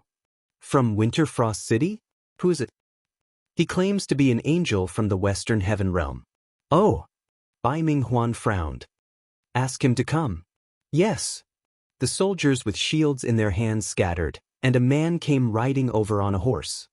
He was wearing a tattered robe, and his face was covered with scars that looked like he had been burned. He jumped off the horse and walked onto the chariot step by step with a cold look in his eyes. He stopped in front of Bai Minghuan, his face expressionless. "How dare you?" A dragon knight scolded. "Who are you? Why aren't you bowing to the marshal?" Bai Minghuan raised his hand to stop him. He looked at the newcomer and smiled. "Who are you? Please show your identity." "Me." The newcomer smiled arrogantly and said, "Since you want to know, I'll do as you wish. Open your eyes and see who I am." As he spoke, he let out a low roar, and his body instantly shot into the sky like a god that had descended into the world. Moreover, 2 pairs of pure white wings of light unfolded behind him. Shockingly, he was a 4-winged radiant angel. Radiant angels were very respected even in the Western heaven realm. For example, high-level gods like Li Fei and Merlin, who were at least level 90 grotto heavens, were all radiant angels. A powerful force field surrounded them. Bai Minghuan was instantly covered in sweat. His heart was filled with respect, and he could not help but kneel on one knee. Lower world. Lower world. Bai Minghuan greets Lord Radiant Angel. The Radiant Angel smiled in satisfaction and retracted his aura. "My name is Zai, 90 grotto heavens, Radiant Angel under Ruler Claude. I'm also the only Radiant Angel in this exile mission. Unfortunately, we fell into the trap of the 7 luminaries Demon Emperor. Most of the angels have fallen, and I don't know how many are still alive. So it's Lord Zai, Radiant Angel. My apologies." Bai Minghuan's face was ashen as he lowered his head. A Radiant Angel was enough to control dozens of dimensions. Bai Minghuan, a marshal, was really nothing in front of Zai. Zai's gaze fell on Dora, Luo Fei, and the other battle angels nearby. Looking at the Tig's spear, Zai said lightly, "You're Dora?" "Yes, Lord Radiant Angel." Dora's arrogance was much more restrained. After all, Zai's identity was too noble. Zai sneered. "What a bunch of trash. Lord Ruler sent 10 of you to Shattered Cauldron Realm, but you still haven't made any progress after so long. How disappointing." Dora frowned. "Lord, there's a reason for this. It's only because Xin betrayed us and brought Terralyn, Lake, and the other battle angels to the enemy. Otherwise, we wouldn't have had so little success so far." "Xin betrayed us?" Zai was shocked. "She's Blazing Angel Shiyan's sister. However, she has another identity. She is Empress Qin Yin of the Shattered Cauldron Realm. She was reborn after the 6 paths of reincarnation. She deceived Lady Shiyan, deceived the ruler, and deceived everyone." "Humph, this despicable woman." Zai clenched his fists. "I'll kill her myself." You're tuning in to the Han Li's Immortal Journey YouTube channel. Don't forget to subscribe and join us on this journey to catch the most captivating stories.